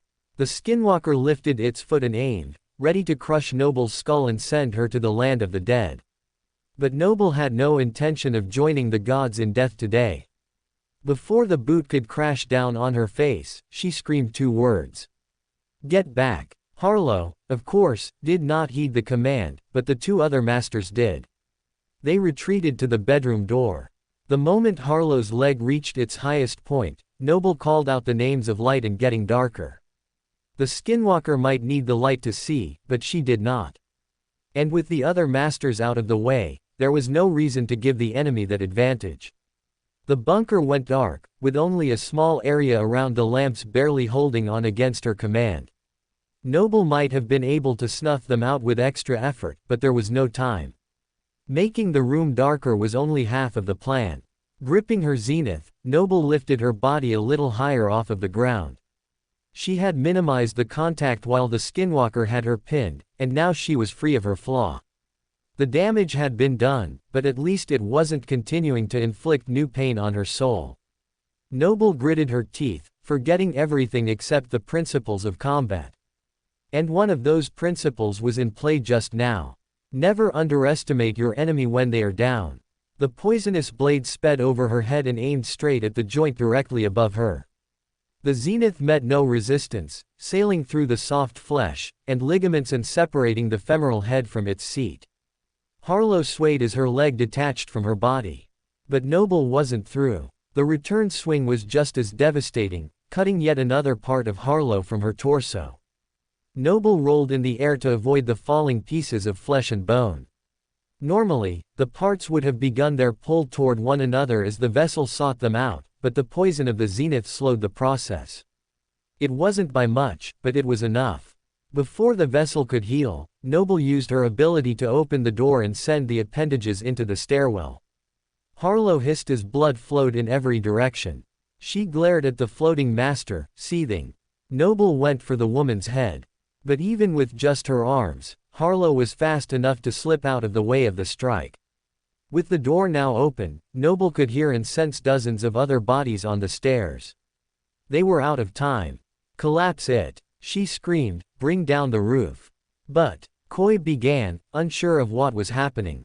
Collapse it and retreat, Noble clarified. She lifted Harlow's body and slammed it into the ceiling. The cracks that had already formed from the battle widened, as debris started to tumble. Chip dismissed his Kama-Yari and began pounding the walls with his fists. They morphed into large claw-like hammers, obliterating the old concrete and sending pink stone flying. Harlow did shoddy work again, Chip thought as he continued to demolish the wall. Noble ignored him as she let the vessel drop to the ground. Her actions had drained her of much of her essence, and she couldn't risk using any more on the skinwalker when so many others were almost on top of them. She scanned the integrity of the ceiling, and finding a detached weak point, she focused on making the stone as heavy as possible. The stone dislodged, pulling with it the beams holding up the ceiling and creating the foundation for the government building. Incoming! Get out! Koi screamed. Noble opened her eyes, but only darkness greeted them. The three masters' mayhem had not only destroyed the lights but also the furniture and any other sign that this had once been a bunker. It was only with her second sight that Noble could see the stone slowly giving way. Her heavy boulder landed on Harlow's crawling corpse, and the vessel went still. But Noble had no time to check if her attack had been successful. Something whizzed past her, flying from Koi's hands. She and the two men ran full force, pushing open the door to the bedroom and slamming it behind them. Everyone get down. Koi frantically placed his hands against the door as his hands glowed softly. Noble and Chip used their bodies to shield the other three. A sound like roaring rapids filled the air and for a moment Noble felt like the world would come crashing down on her head. Yet when the dust settled, the room still stood. Sweat formed on Koi's brow as the color in his hands dimmed. An explosive memory. Noble asked as she used her sight to find that there was no cavity on the other side of the door. Yeah, Koi wiped his forehead and pushed his dislocated jaw back into place. It was no wonder that his speech had sounded slurred. Nice work. Explosive memories are my favorite. Noble allowed a smile. She offered her hands to help Lonzo and Terran from the ground. That's a neat thing with your hands there. Chip's face returned to normal. The cavity around one of his eyes was badly damaged and his jaw looked crooked, making him appear monstrous even in his human form. Koi rubbed his chin as the final bit of light faded from his fingers. It is part of my ascended ability. I have never tried it on a whole room though. Terran stood and looked around. Where is Harry? Under 1,000 tons of rubble if we are lucky. Chip tried to frown and touched his jaw gently. She's gone, sweetie, Noble answered gently. Even though Noble hated Harlow and all she had done to her and her family, Taryn had some affection for the former bodyguard. The skinwalker took her. Oh, Taryn sighed, earning a hug from his father in response. We'll be gone too if we don't find a way out of here, Fur hugged his shoulders. I am assuming that Crash blocked our exit. We were preventing the skinwalker from reaching us, Koi defended himself. We just have to take a moment and figure this, ouch. Noble cried out as her body brushed up against the bed. Your leg. Lonzo's face went pale. Noble looked down, the armor on her shin was crumpled. She dismissed the outer layer to show the purple underpinnings. The area around her left calf was soaked with blood as her ankle and foot hung at an odd angle. Yeah, that's very broken. Noble had felt so much pain from the activation of her flaw that the physical injury felt tame by comparison. How are you standing? Lonzo tried to make sense of what he was seeing. I can float, Noble answered sheepishly. I'll deal with this after we get out of here. Her body hurt, but it would hurt much more if they were caught and mangled by the skinwalker. Thanks to Taryn, I have some medical training. Would you mind? Lonzo indicated the synthetic wood paneling behind the bed to Chip. The burly master tore off 2 half-meter planks while Lonzo cut the sheet with a mundane pocket knife. With Fur's help, in addition to being a scout, the man had once been a medic. Noble's leg was set and splinted in no time. While they worked, Koi checked for any hidden exit that the bunker might have. No hidden passage, he announced with a sigh. Of course not, that would just be convenient. Noble winced as the last knot was tied. They fell silent as an eerie sound caught their attention beyond the bedroom door. It was soft but it filled Noble with dread. There was only one thing it could be. Scraping. For more thrilling fanfiction stories like this, check out my channel Fanfic Audiobook. Dive into epic adventures, mysterious realms, and legendary journeys brought to life through immersive storytelling. Don't forget to like, share, and subscribe for more amazing audiobooks.